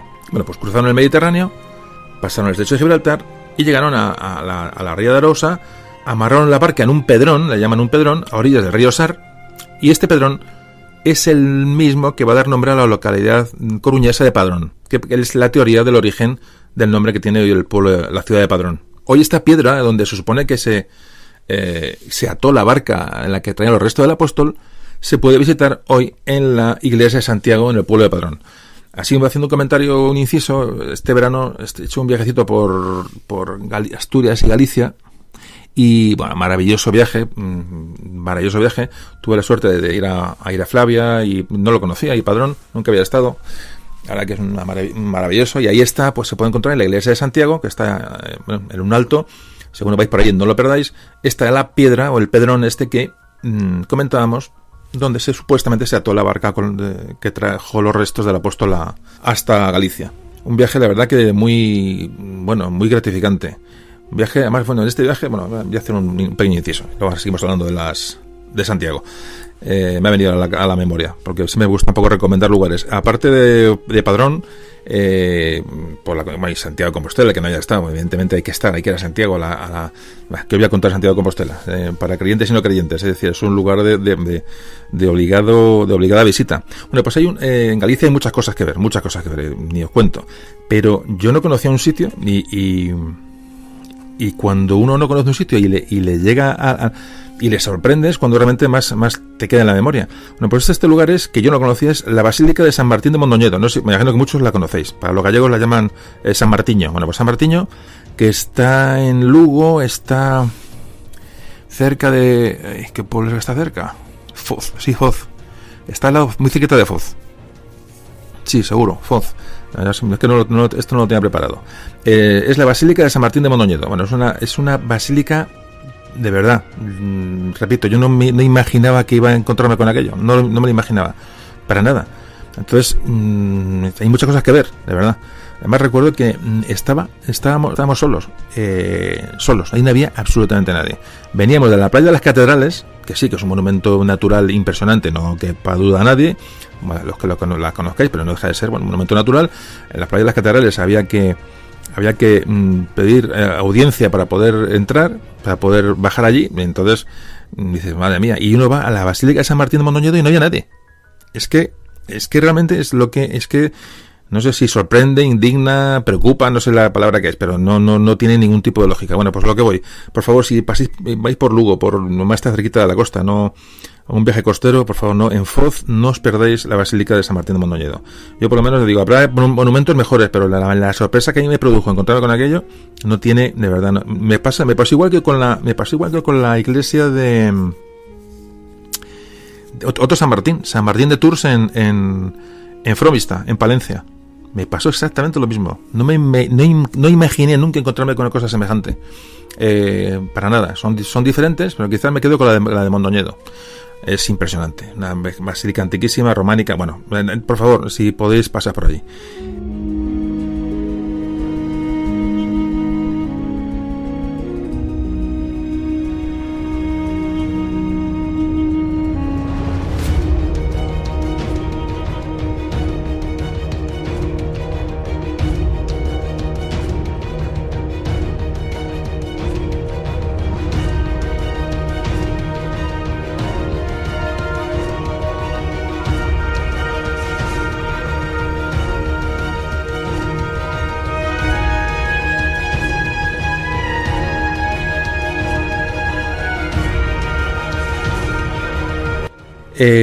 Hay que viajar, hay que leer, y a lo mejor así se deja de silbar himnos. Yo creo que la única manera de dejar de silbar un himno es eso, viajar y leer, y escuchar a la gente que tienes enfrente. Si seguro que así no silba ningún himno, seguro. Y disfrutar de pequeños lugares, que es esto que estoy comentando, y disfrutar de nuestra historia, y aprender, y yo que sé, divulgarlo entre la gente que conocemos, y de hacerles ese favor. Bueno, ya me estoy enrollando, ¿ves? Ya me estoy enrollando, pero siempre que me sale un poco En fin, hay que contarle todo esto a la gente y predicar que algo queda. De verdad, hay que intentarlo. Y para eso estamos aquí hablando de historia y entre todos, ya digo, intentando mejorar en lo que cada uno pueda, pues, el entorno en el que cada uno está.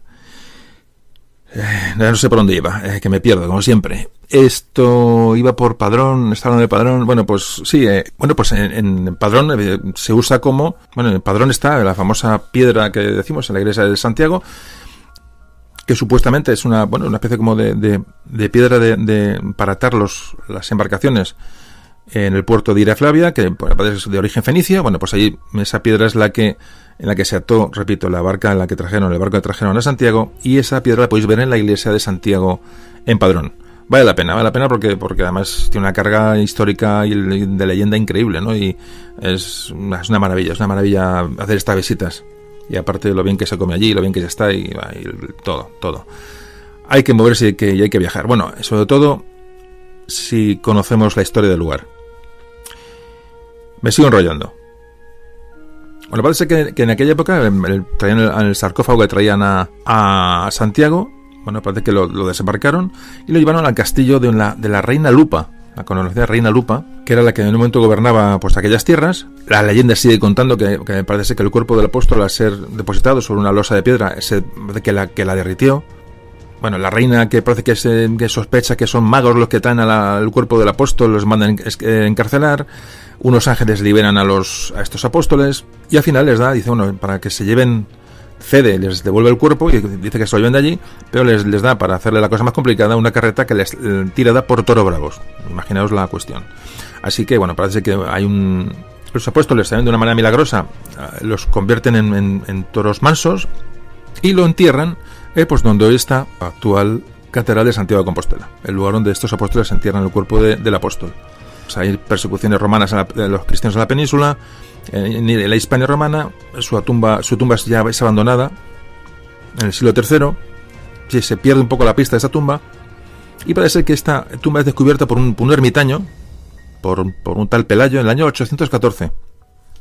Que ve unas señales en el cielo, descubre la vieja tumba del apóstol Santiago, y este hecho es reconocido por el obispo de Iria Flavia, que lo ve como un milagro, le informa del hecho a Alfonso II de Asturias, y el rey Alfonso II de Asturias ordena la construcción de una capilla en el lugar donde se han encontrado los restos del apóstol Santiago. Esta capilla va evolucionando, se construye una iglesia prerrománica y románica posteriormente, y al final ya se empieza a convertir en un centro de peregrinaje, como todos sabéis. Y entonces llegamos hasta el año 997, donde, como hablábamos en el podcast de la frontera del Duero, bueno, pues Almanzor llega hasta hasta Santiago de Compostela y arrasa la ciudad. No toca el sepulcro del apóstol, parece ser, pero sí se lleva las puertas y las campanas de la iglesia, dicen que portadas a hombros por prisioneros cristianos que lo llevan hasta Córdoba y se ponen en la mezquita de Córdoba. Cuando Córdoba es reconquistada por Fernando III de Castilla, hablamos del año 1236, pues estas puertas y estas campanas fueron devueltas no a Santiago, sino a la Catedral de Toledo, donde hoy se encuentran. Posteriormente ya se empieza a construir la catedral, la que hoy conocemos, empieza a construirse en el año 1075 bajo el reinado de Alfonso VI. Bueno, pues todo este relato que hemos hecho hasta ahora mismo, bueno, pues el que ha llegado hasta nuestros días, ¿no? Parte de tradición oral, parte de datos, es decir, un combinado, hasta que llegamos al año 1630, cuando reinaba en España Felipe IV, y el Papa Urbano VIII decreta oficialmente que el apóstol Santiago el Mayor, fuera considerado como patrón de España. Quevedo escribió sobre Santiago y decía: Dios hizo a Santiago patrón de España, que no existía entonces, para que cuando llegue el día pudiera interceder por ella y volverla otra vez a la vida con su doctrina y con su espada. Esto escribe Quevedo sobre Santiago. Bueno, pues Santiago, nuestro patrón, muy anclado en, evidentemente, sentimientos religiosos, en la historia, en la Reconquista, en todo lo que podamos buscar. La famosa, y cierro este episodio de Santiago con el análisis de la famosa frase Santiago y cierra España. Santiago y cierra España, que es un grito que parece ser que se utilizaba en la Reconquista, bueno, pues antes de los ataques, antes de cada carga, ¿no? Es un grito y una consigna que ha pervivido un poco en el tiempo. Bueno, el significado de esta frase, que se le ha dado muchas interpretaciones, Santiago y cierra España, no es otra que, por una parte, invocar al apóstol Santiago, y por otro, el cierra es una orden militar de época medieval que significaba atacar, embestir.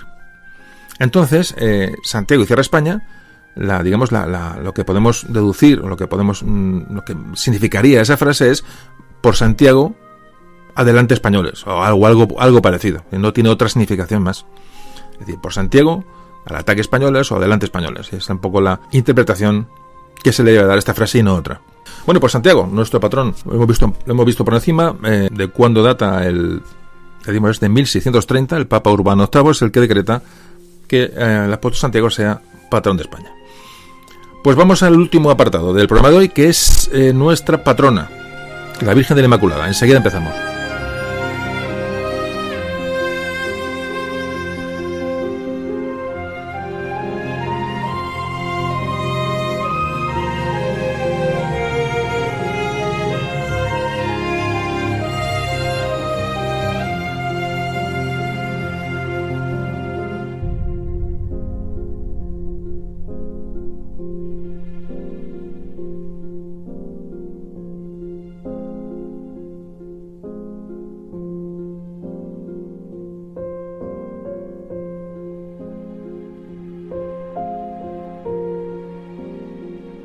Bueno, pues vamos a hablar de la Inmaculada, la Virgen Inmaculada, la Inmaculada Concepción, y cuál es el origen de que sea la patrona de España. Bueno, pues el hecho de que la Inmaculada sea patrona de España va íntimamente ligado a un acontecimiento que sucedió en la guerra a los 80 años. Ya digo, como todo arranca ahí, pues es parte de historia de España, pero vamos a cerrar este podcast con este relato que es muy interesante. Bueno, pues nos tenemos que ir al año 1555.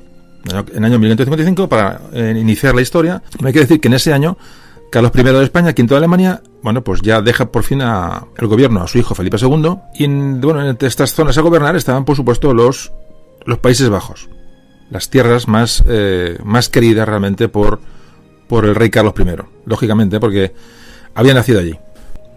Al cambiar este gobierno, a la llegada de Felipe II, bueno, pues esto no agradó mucho a los habitantes de los Países Bajos, que vieron a Felipe II, bueno, pues una discontinuidad, era un rey extranjero, que a diferencia de su padre, bueno, Felipe II había nacido en España y además su lengua materna era el portugués.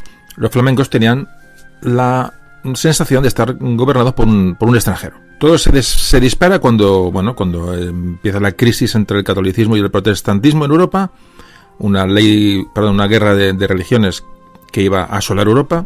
Y hay que decir que la nueva religión, el protestantismo, está muy extendido ya en Flandes. Así que motivos religiosos y motivos locales hacen que los Países Bajos se unan para luchar contra Felipe II. Comienzan las famosas guerras en Flandes, que como todos conocéis y sabéis, y alguna vez hemos comentado, pues fueron uno de los principios del fin del Imperio Español, puesto que ahí se dedicaron recursos y vidas en un grado absolutamente desproporcionado. Había comenzado la guerra a los 80 años y Felipe II, pues mandó los tercios a Flandes para intentar sofocar las revueltas. Allí los tercios batallaron durante años y años y años. Hubo allí importantes líderes como Alejandro de Farnesio.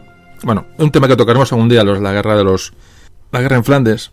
Bueno, a pesar de las victorias que empezaron a conseguir los españoles en Flandes, estamos a finales del siglo XVI, había muchas plazas que a la vez pedían auxilio a los españoles porque estaban viéndose, presionadas por, ya digo, motivos religiosos por los protestantes. Plazas católicas que solicitaban ayuda a los españoles para que les liberaran de los protestantes. Alejandro de Farnesio recuperó Amberes en el año 1585. Y entonces avanzó hacia las islas de Gelanda y Holanda, ya digo, donde la población católica de aquellas islas pidieron ayuda a los tercios españoles. Alejandro de Farnesio puso al mando del ejército al conde Carlos de Mansfeld.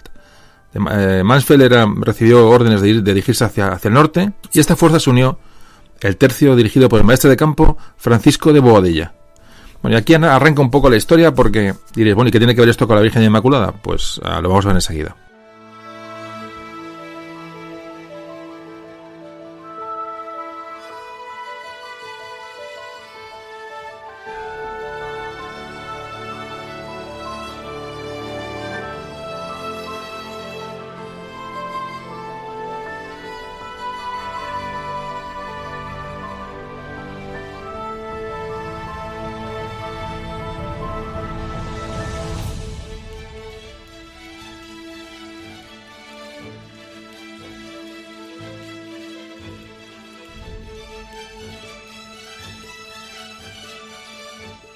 Pues en el camino hacia la zona que iban a recuperar o que iban a donde iban a sofocar la revuelta se encuentran con el río Mosa, que es un río que tiene casi 1000 kilómetros de extensión y corta los Países Bajos transversalmente de este a oeste. Mansfeld llegó a la orilla del sur del Mosa, allí mandó a acampar al grueso del ejército y mandó a Boadilla a que ocupara la isla de Bommel. La isla de Bommel tiene unos 25 kilómetros de este a oeste y 9 de anchura, de norte a sur, y una isla formada por los ríos Mosa y Val. Bueno, pues Bobadilla cruzó el río con casi 4.000 hombres, tomó este terreno y puso especial énfasis en la seguridad de los diques.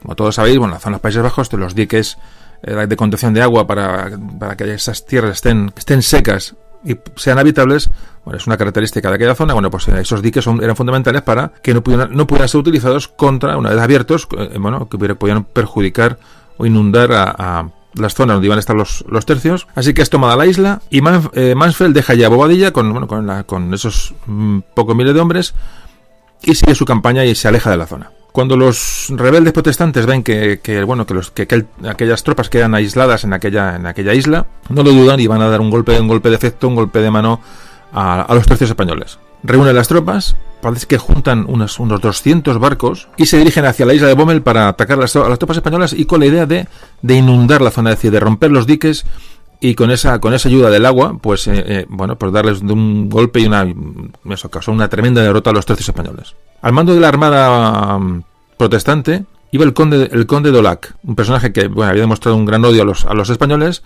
y ordenó un ataque masivo desde los buques a la isla.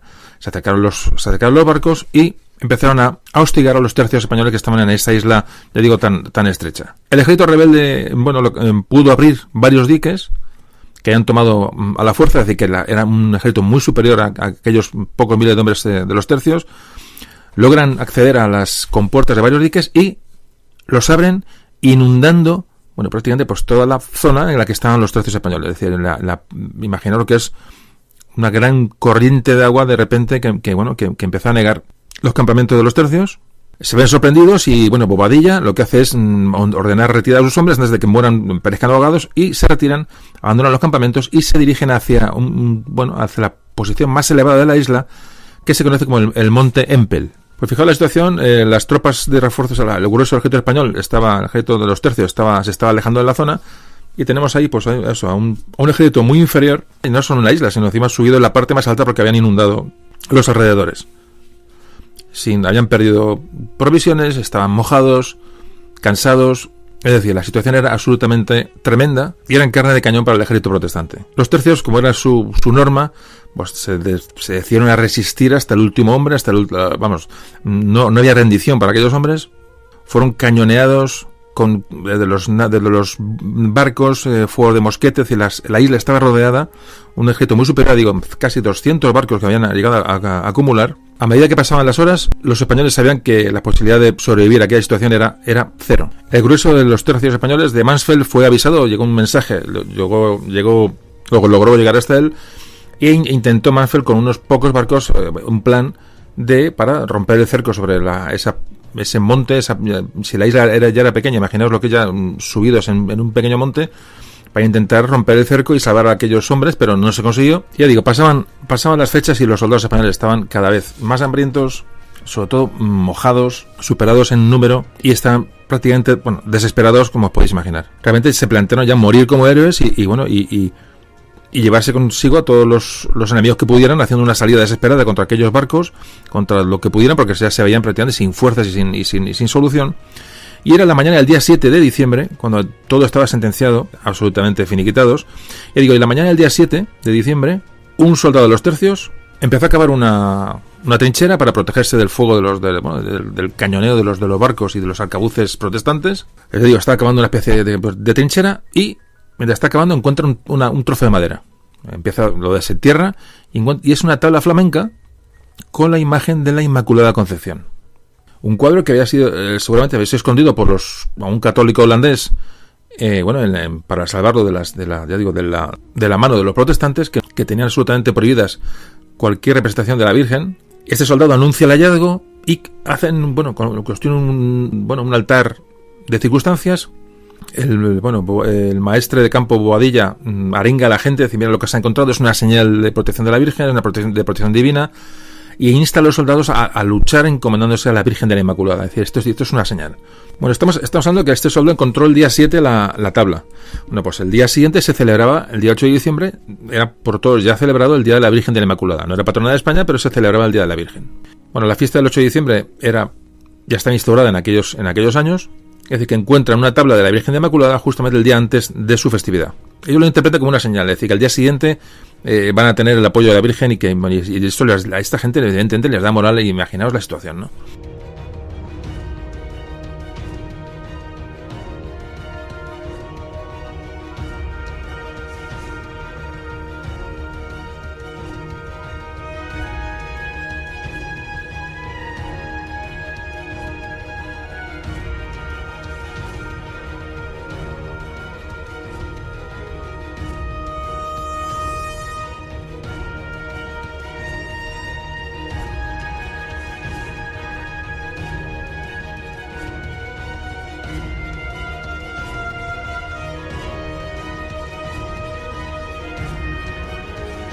La gente se anima, los tercios se animan, Bobadilla toma la iniciativa, reúne a la gente y dice, vamos a ver cómo hacemos. Dice, porque ellos no pensaban que iban a ser, el día 8 saldrían a por los protestantes, pues ya ahora salía la desesperada, prácticamente suicida.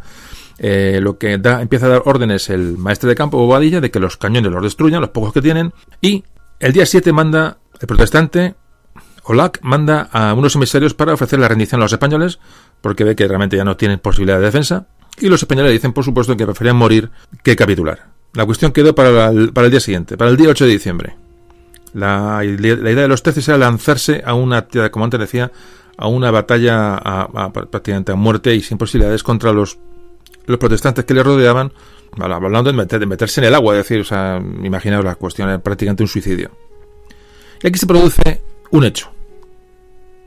El amanecer del 8 de diciembre, fiesta de la Purísima Concepción, se produce, digamos, el milagro o el acontecimiento que nos interesa hoy. Un acontecimiento que se conoció como el milagro de Empel.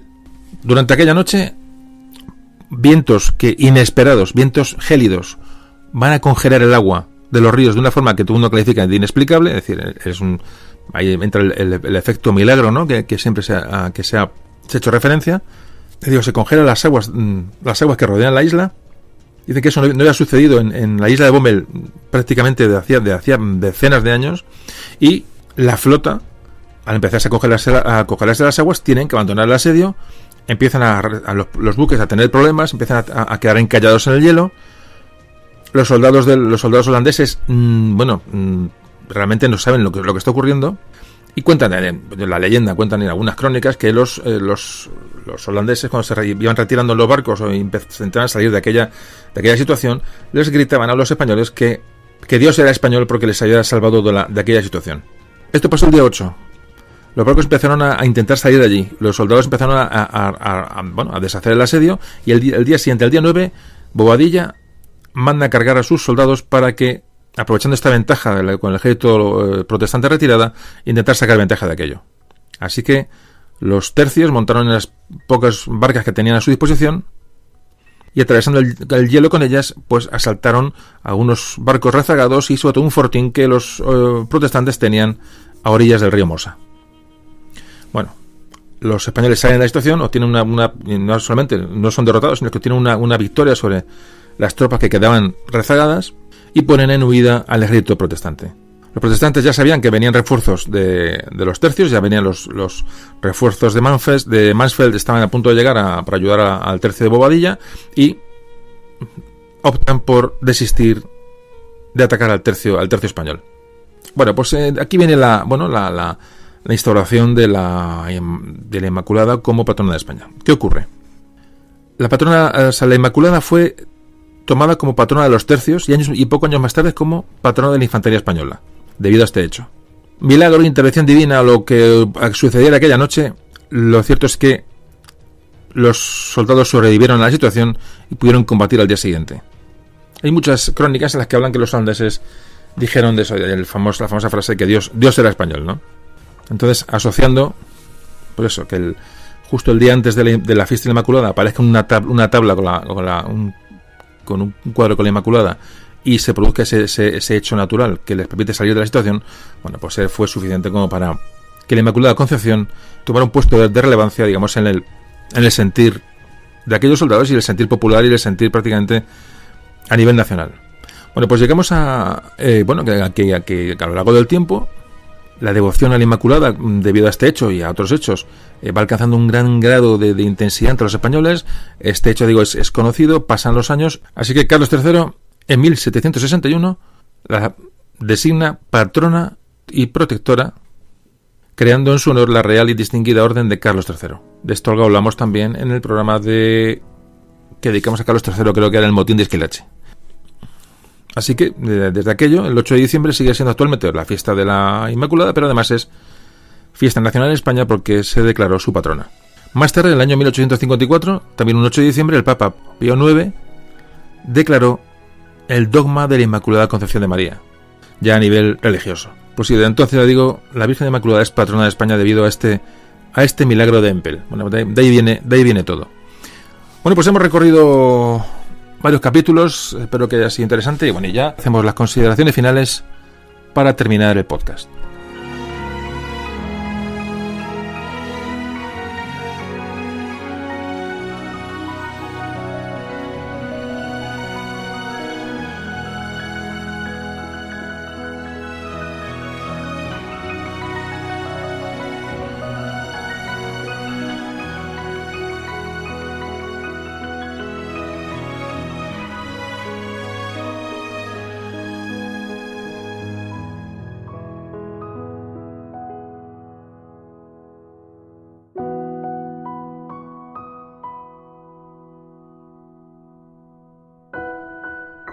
Hoy hemos hablado de símbolos que debemos de respetar, y para respetarlos pues los tenemos que conocer.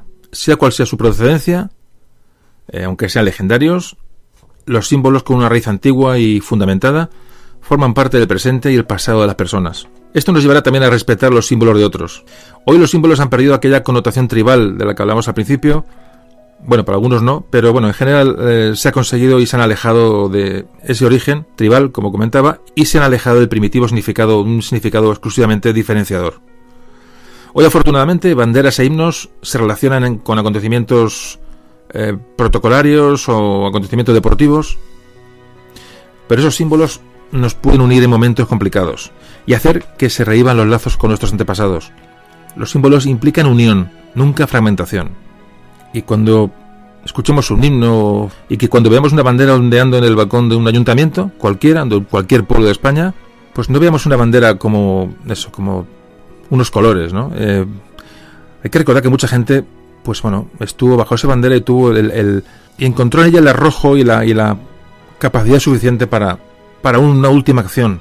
Por ejemplo, recordar Juan Trafalgar, como Churruca en el navío San Juan Nepomuceno, eso lo contábamos en el podcast de Trafalgar, cómo clavó la bandera española, cómo en aquella época arriar la bandera era síntoma de rendición. Bueno, pues aquel hombre la clavó. Defendieron a aquellos hombres con su vida aquel navío. Es que es antes que pensar a ver aquella bandera, ¿no? Es lo que tenemos que pensar.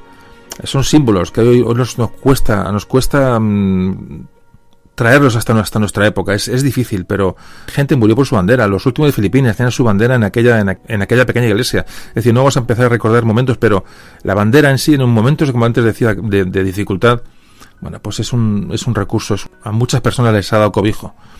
Y es un símbolo que debemos respetar como otros. Los nuestros y los de enfrente.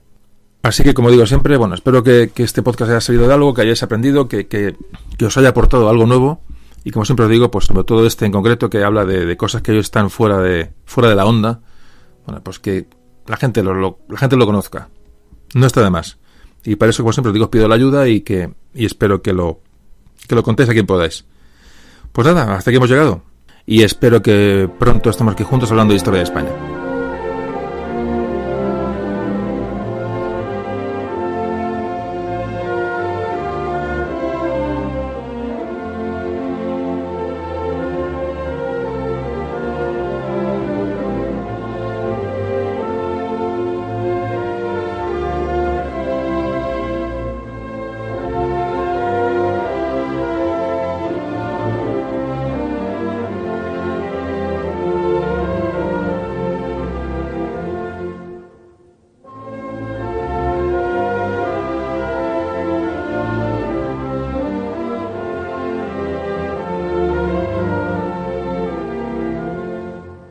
Memorias de un tambor.